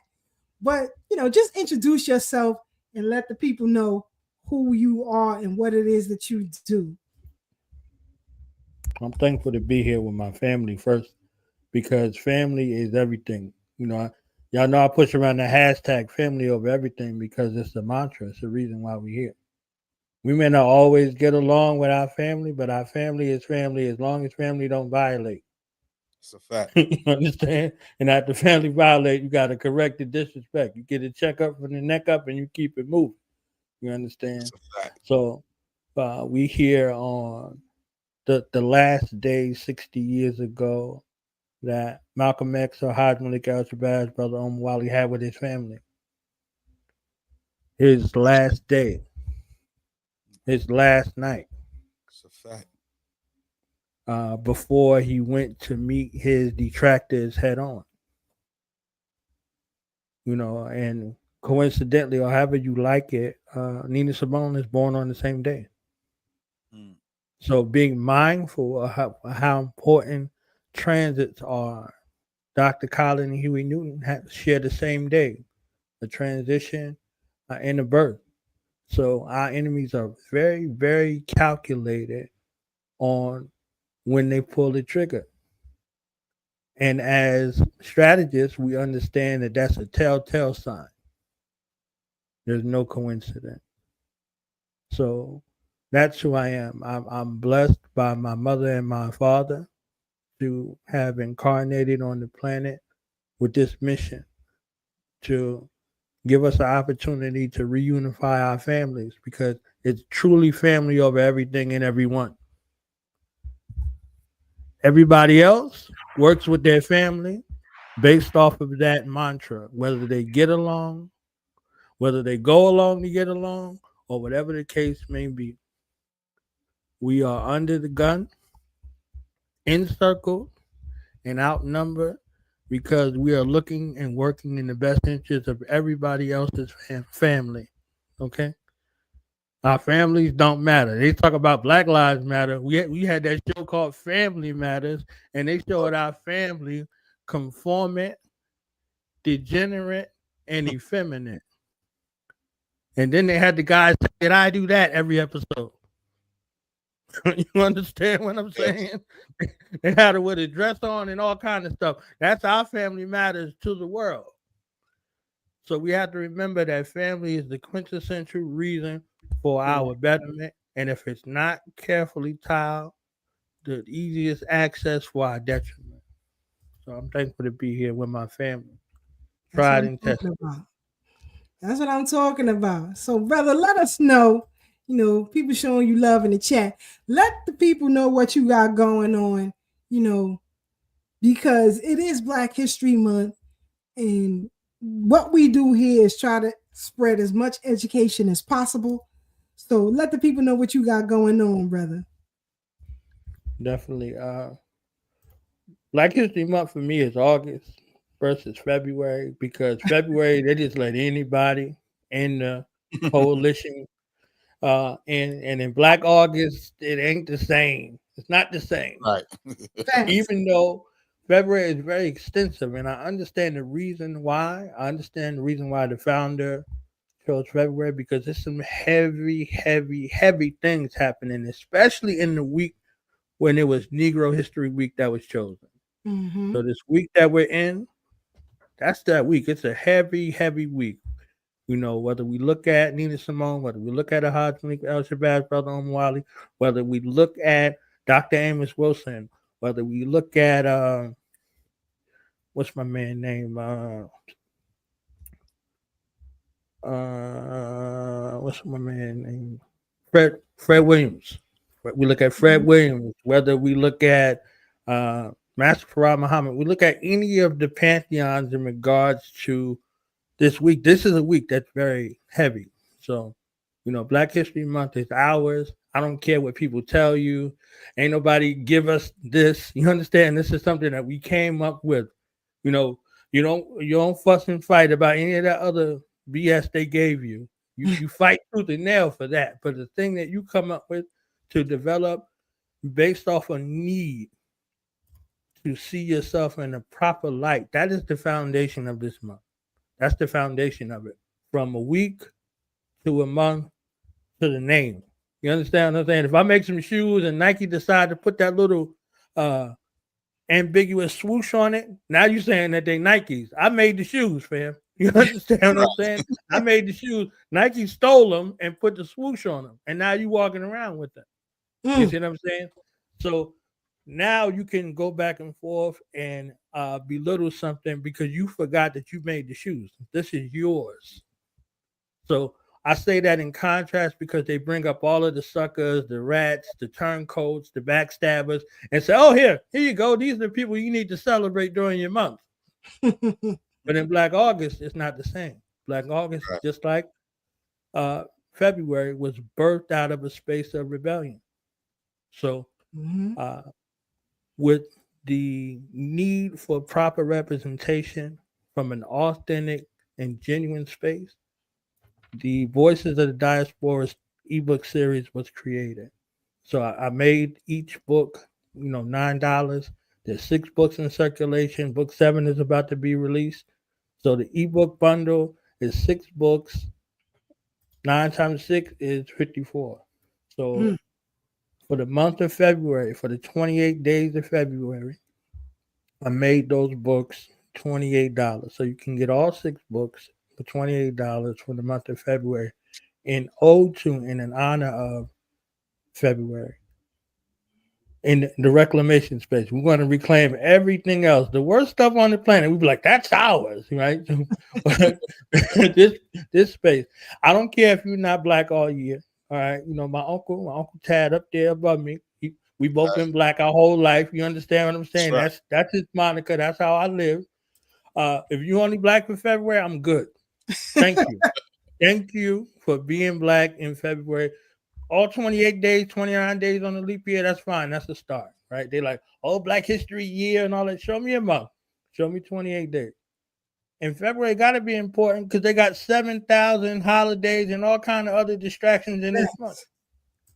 If this is only supposed to be the shortest month out of the year and all this other stuff, why they got the All-Star Game, the Super Bowl, the Pro Bowl, the presidents, the Grammys, the award show, all of this other distraction? Why they don't want you to sit still in your month if they gave you the month? So just being mindful of that, being mindful of your family tradition, your family history. Take a deep dive. Have a seat with your elders. Have a seat with some people in your neighborhood. Learn the true essence of who you are, where you come from, what's around you, who's in your lineage. Just do that. If you could do that for just February, I'm good. All right, I'm cool. March, you do what you want to do. All right, February, give me 28 days. You understand? Give me 28 days. So the goal and intent behind this, truly, in essence, I'll be real brief with it, was to create something to give the articulation to our loved ones who might not be articulate. Mm-hmm. And for those who are not really readers. So you can look at it, you can pick out a question, you can look at a picture, whatever it is, you can listen to some music, whatever it is that is needed to spark your brain for you to begin to look at yourself as other than an N word or a B word. I got you. You understand? I got you. Ain't nobody calling you a degenerate. Ain't nobody asking you to change your sexual orientation or any of that stuff in none of these books right here. You understand? It's a captive moment for you to look at you and then to look at models, whether they're successful or not. Because you can look at somebody and be like, oh, they did that. That ain't going to work for me. But you have the option. It's right there. It's on the table for you. So where can they go to get these ebook series, brother? Or they can go to my website, but they can't get the discount on my website. They can get the discount from me. If they go on the website and be like, oh, yo, the brother told me it was $28 and I tried to pay and it was blah, blah, blah. If you go through PayPal or you go through Cash App, you can get it for me for $28. But if you go on the website, if y'all's like, I don't care, I want to pay full price. What's the name of the website, brother? What's the name of the website? DoTheKnowledgeRadio.com. There you go. That's D-O, the, like T-H-A. Yes. Knowledge Radio. Not E. He's going to get you something else. Shout out to Brother Blacksmith, Uncle Tad, Sister Keisha. They all already, they ain't wait for it to go on sale. You understand? They already hit me. You understand what I'm saying? They already hit me. And also there's a couple hundred people since I started. You know, they came through. They showed love. It's a beautiful thing. I got some amazing feedback so far. Mm-hmm.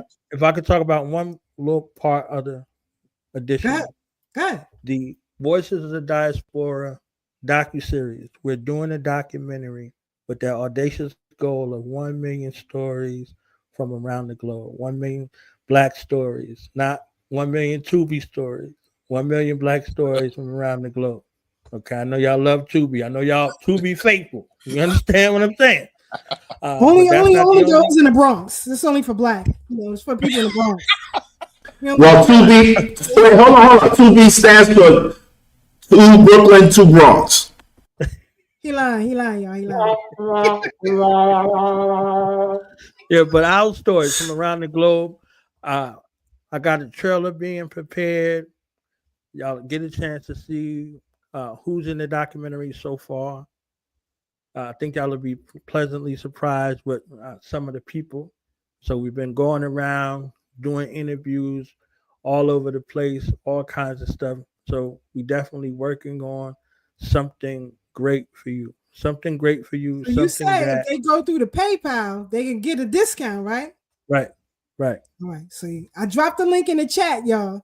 So, Yeah, so and go you to can the follow him PayPal. on Do the Knowledge Radio on Instagram, Facebook, all of that, and YouTube. So you can send him a message if you want, because you want the discount. You want to pay the 28. Hit him up on the side, and he'll slip that to you or email it to you right away. I'm telling you, right away. Same with Brother Black. If you want his book, hit him up. They'll send it to you right away. You don't have to wait. You don't have to wait. And if they make you wait, you come and tell me. But go ahead. Additional incentive for the docuseries when we drop the pilot and all of the subsequent episodes. If you donate in this month, I only want to use donate. See, look, Black people done messed up the donation moniker, right? We FDMG got all my money. Right. FDMG got all my money, bro. Right. What you buy in the book, when we say that, what you buy in the ebook series, you will be named as a official contributor in the credits. And also you'll get if you choose to, a supporters flyer with your likeness on it, customized to you. So if y'all seen the ones with the people on Facebook, on Instagram, that's it. That means that it's proof that I'm not out here scamming people out of $28. You understand what I'm saying? These are real books. No, it's a shame you gotta go through all of these hoops, right? Because I've been watching the show, fake activists and all these other folks that's out here, right? Hook, line, and sinker out here playing the game. But they're real books. These are real people in history. Great Talk about some of the people that are in the books, brother. Let the people know who some of the people that you wrote about in this ebook series. Definitely. Steve Coakley Sr., peace and blessings be upon him. Dr. Khalid Abdul Muhammad, peace and blessings be upon him. Huey Newton, right? I told you they share a shared destiny. Malcolm X, Baba Amos Wilson, Baba and Wally Mubarudi. So it's not just people who are transitioned. They're people from the past and the present.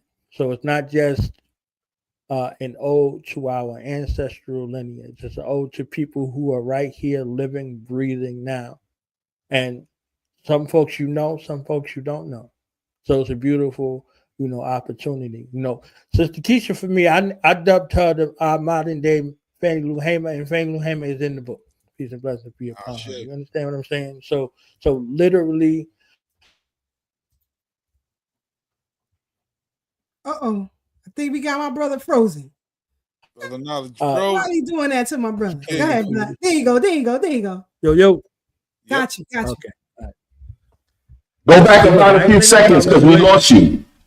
You heard, bro? Go back about 10 seconds because we lost you. Okay. So basically it's written about people known and unknown. So volume 1 deals with entrepreneurialism. Volume 2 is dedicated to the Black woman. Okay, so despite all of these videos you see out here, none of y'all raggedy behinds or great behinds would be here without no Black woman. You understand? Volume 3 and Volume 4 are, centered around revolutionary thought and ideology and those leaders who put the work in. Volume 5 is dedicated to science, technology, engineering, arts, and math. And Volume 6 is dedicated to mass media manipulation. Kind of sort of what we're seeing now, like 100-year time span of this birth of a nation, the curse of a birth of a nation psychology that's ingrained. Somebody got a question for you. How many pages? Oh, I didn't write a Bible. Okay, Brother Kadir. I didn't write a Bible. These are very simple pages. I think the page, the book with the largest amount of pages is like 60 pages. The least amount is like 20 pages. So also, I want the people to know, because there is music along with each volume. So you listening great music while you reading. Let the people know some of the artists, some of the music you have that is attached. Brother Bomani of United Front, Brother Omwali from United Front, Killer Priest, the Wu-Tang, an artist I'm working with by the name of Kai Zodiac, and Tahir RBG is in volume 6. And we also got a shout out from General Still, one half of the dynamic duo Smith and Wesson in the book. Right. So it's amazing opportunity to keep you motivated. You know what I'm saying? Brooklyn in the house. You know what I mean? Always Brooklyn in the house. So yeah, definitely great opportunity to collaborate. That's some heavy hitters. That's Heard some the heavy Blacksmith, hitters. Brooklyn. Not the Bronx. You know what I mean? Not the Bronx. Brooklyn in the house.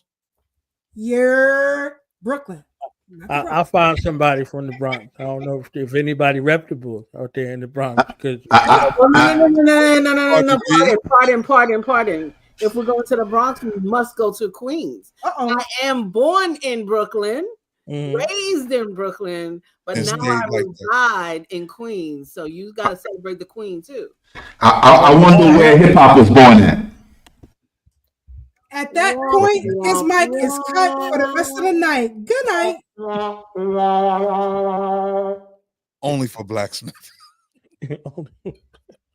Tag got his name on the button. Exactly. Oh, God. So but go ahead, brother.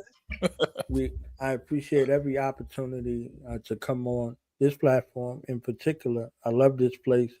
This is the place for the truth seeker and the truth teller.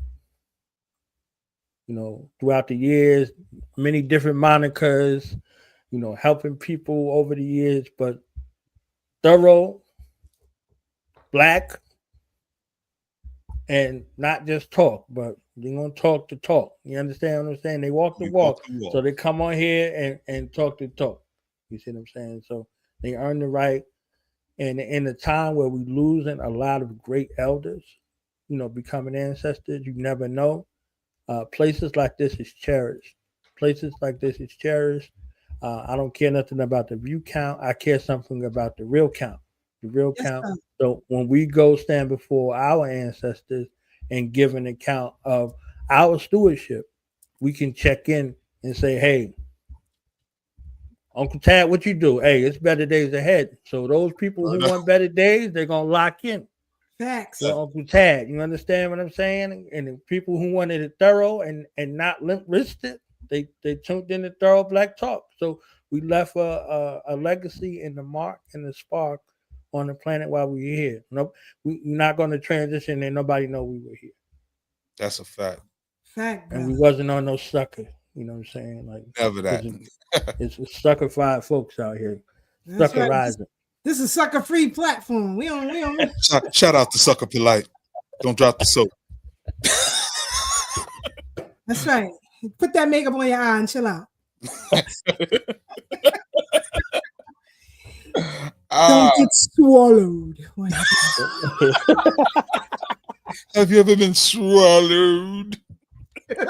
Hey, I'm telling you. Oh, man. But anyway, family, we have come to the end of our program. It goes down here every week, every Thursday.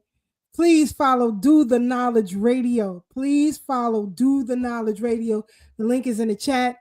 You guys can grab that link and it'll take you directly to the ebook series. Also, his Instagram and Facebook and YouTube channels as well. This before you is a legend. When it comes to podcasting and streaming, we have a legend in Knowledge Born Allah. We take our cues, our history in this game from legends such as him, Doggy Diamonds, and the like. They are the teachers. So, you know, if we are well in our steed, then we thank them because they came before. So I thank you, brother. Please, you want that $28 deal? Hit them up on Instagram. Tell them you heard on Thorough Black Talk. That's all you got to do is say you heard on Thorough Black Talk. He got you. That's it. So my brother, I definitely appreciate you. Keep doing what you're doing. I know you got great things on the move, as you mentioned to me earlier, but I can't wait. Because on this platform, family, the 5 of us, we are history makers. Let's be clear. We are history makers. So 100 years from now, they will be talking about the platform that challenged Microsoft Copilot AI on Black History and won. So this is legendary. Thank you, brother, for tuning in and rocking out with us. We definitely appreciate you. Your final words and comments, brother. I want to say I love y'all. You know, tomorrow's not promised. I love y'all with a true, unapologetically thorough black love, black power, black unity, straight black family. So continue on and doing the work that you're doing, and always thankful to be on this side of the Brooklyn Bridge. You understand what I'm saying? With the Brooklynites in the building and thorough black talk family around the globe. So no doubt. We love you too, bro. You already know. All right. Sister Marcia, we winding down. Oh no, we gotta let Brother Blacksmith talk. But we gotta get them Bronx. He got a longer ride. Wait. How you know Sister Marcia don't live in Cambridge Heights or like even past there? Like on the border of the LIE in Queens or something? You going from the Bronx to Mars. I don't think it's a trip. Oh, damn. I see that. See, that's why I be going to Philly on y'all. I don't even stop on 95. 95 goes straight through Manhattan into Jersey. Come on now. I don't got to go through Brooklyn. Empress Filet said you're not welcome in Philly. It's over. K Rush 409 said, But you know, that's my y'all snitching now. Y'all snitching, see? I don't have to say all that. Anyway, real talk. Always. They like to throw stuff on other people because they don't know how to take responsibility. You know what I mean? But it's the Bronx, so y'all have to forgive them. Oh, man. See. Anyway, real talk, y'all. It's been a great show. Thank you for the guests. Oh, man, it was great to have different energies and learn different stuff from different perspectives. Beautiful. Love the Sister Aaliyah and, her account of the peg leg, the retreat that you guys used to do back in the days.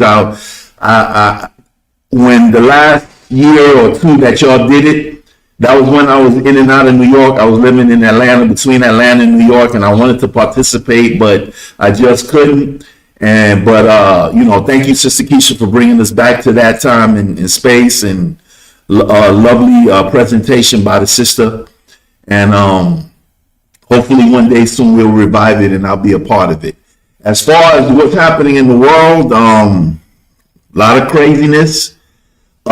In order to make sense of it, don't make sense of it and watch the movie Swordfish, because a lot of the things that's happening, we got to keep in mind all the time that a lot of the things we ain't seeing. And it's a lot of flip-flopping because there's a lot of CGI and deep fakes going on. So when you see Musk doing that Hitler thing and all that, I don't know if that was a CGI, but I sent y'all a Benjamin Fulford article in your inboxes where he had his son on his shoulder and he cursed out the president and all this and that. And it looked like he's playing with his face and he got a mask on. And he's sitting in the Oval Office when they first announced the money they were chasing during the first days of them finding these trillions of dollars they're now finding. In that process, there is still brand new, so there's going to be more stuff coming, and I believe with that coming, there's going to be more bread for us. Like he says, whether you love them or hate them, we don't got to get into that. For Americans, born and raised or naturalized, like Brother Tab was saying earlier, we're not anti-immigrant. Some of us here are family of immigrants as well. So it's not an anti-immigrant thing. It's against people who come here for the purpose of gaining over us and stepping over our faces doing it. Okay? I saw a post this morning, a lady that worked for the Social Security Association, and she was saying that they're telling people in a lot of these foreign countries before they get here to apply for disability, and they're getting these disability cases along with citizenship, enabling them to get the things that Brother Tad said earlier as far as EBT, money, free rent and all that. They don't even got to work. And then a lot of them hate us. So if you can't stand Trump for no reason at all and you broke or you on the margins, respect him for saying black people Americans, regardless of color, is going to come before any foreigner get anything if they ain't come through the port of entry. So with that said, I'm not going to talk too much. We way over time now, and other people got to speak. But it was a lovely show again, and I can't wait to do it again on the bridge next week. We're going to do it bigger and better, and see y'all then. Peace and love to the panel. Peace and love to those watching. Peace to those watching in the future. One love. Peace, Black. On this third Black Thursday, I'd like to thank Sister Keisha on preparedness, right? Her young queen and friends who became friends, and in my crew, we call them kandakes, were prepared. We're getting prepared. Military science is so crucial, especially for the ladies. Understanding that when you hear a shot, that doesn't mean start going cuckoo for Cocoa Puffs, and having that hedge of protection around them. I admire that, and that's why I asked that question, so that I could so it could bring back that call and response of, no, do what I have to do instead of going local and try to get someone next to me to not go loco. One thing I want to say out of Black Power from Amos Wilson, in talking about who Eric Adams or the Crocker, the Crooker, whatever her name is in terms of political power and where we stand in it. Chapter 12 talks about this really good, but this one line that I want to just say out loud real quick. The power of the office reflects the power of the constituents it represents and who supports it. As long as African American communities is relatively weak, so will its representations, no matter how high the office. To me, this means, how are we checking these people? We hold these people accountable. And unfortunately, we didn't learn how to hold them accountable, but we are learning now, and it's time to check these elders or olders, as Brother Sad likes to say, in these offices, because they're giving small hats, big hats, every hat us, our skin color, their fellow brother and sister who represents the same tone. They're giving everyone else something because we don't hold them accountable. It is about time that we tell them, you're not only cutting the check for us, but you're cutting the check for our future. And it matters. So let's not do what we did or what y'all did with the stimulus money. Apply this money to our community. Should it come to us by President Trump again, apply it to our community as it matters. We need another Freedom Academy. We need another way to have adult retreats, because adults don't know how to get along with adults. We had those too. Yes, we did. No, listen. When I left corporate America in 2025, my goal was, I'm going to do this and 2025? 2015. I'm sorry. Thank you for correction. In 2015, I was all on board doing all of these things. I was talking to Mama, Alton Madden's wife. I can't think of her name right now. But Mama Leota. Mama, yeah, I got that. So I was doing all of those things to prepare myself for the following year, right? And life happens the way it's supposed to happen. But I'm here now, and I'm doing the work with the children at my capacity, and I wanted to go even better. Adult retreats, children retreats, everybody needs a timeout. With all of that said, I want us to make time flourish. time is for us, and it's our responsibility to make it flourish. And if you have a soft life, may it flourish, Brother Tad. Yeah, today was a dope show. Shout out to the young queen, Aaliyah. You know, I really appreciate that, Sister Keisha. Family, just know that when we start passing around the collection plate, we're not going to do no bandos. We got evidence and track records of work. It's going to be receipts. You can join us. It ain't no imaginary HVAC. We're not getting refurbished doors, and it ain't going to take more than 10 years to get it popping. We're going to get it popping right after we get that bread. We're going to have them kids out there doing push-ups, busting them hammers. Yeah, we building fires. And shout out to our brother, Knowledge Born, to Do the Knowledge Radio. You know, we love that brother. He always holding us down and always doing great things, you know, always sharing good information. Please follow him. And we definitely thank y'all for tuning in and rocking out with us. Check me out every Sunday, 2 p.m. Me and my partner, C. Gutter, on the OG Wisdom Podcast, where we talk about what's going on in the community from an OG's perspective. So hopefully you were inspired by something you heard here tonight. It's your turn to go out and inspire others. So y'all stay up, stay blessed, stay true. And remember, no matter how hard things may seem right now, it's always better days ahead. Sister Keisha. Family. Sister Pat said, yeah, we had adult retreats too, twice a year.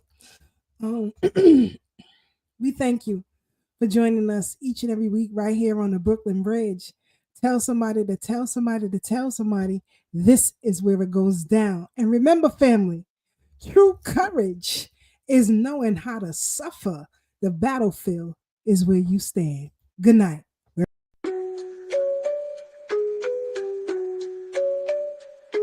On the Brooklyn Bridge tonight, voices strong, knowledge tight, thorough black talk in the air, changing minds, changing flair. From Brother Tad to Sister K, warriors got things to say. Sister Marcy brings the heat, Brother Blacksmith keeps the beat. Revolutionary waves, they fly underneath the open sky. Every word's a call to fight. Tune in, feel the ancestral light. Thursday nights the world will see Black Power Media on a spree.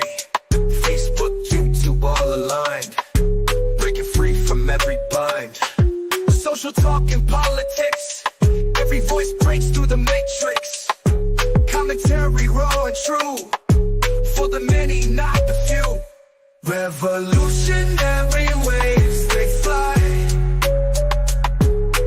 underneath the open sky. Every word's a call to fight. Tune in, feel the ancestral light.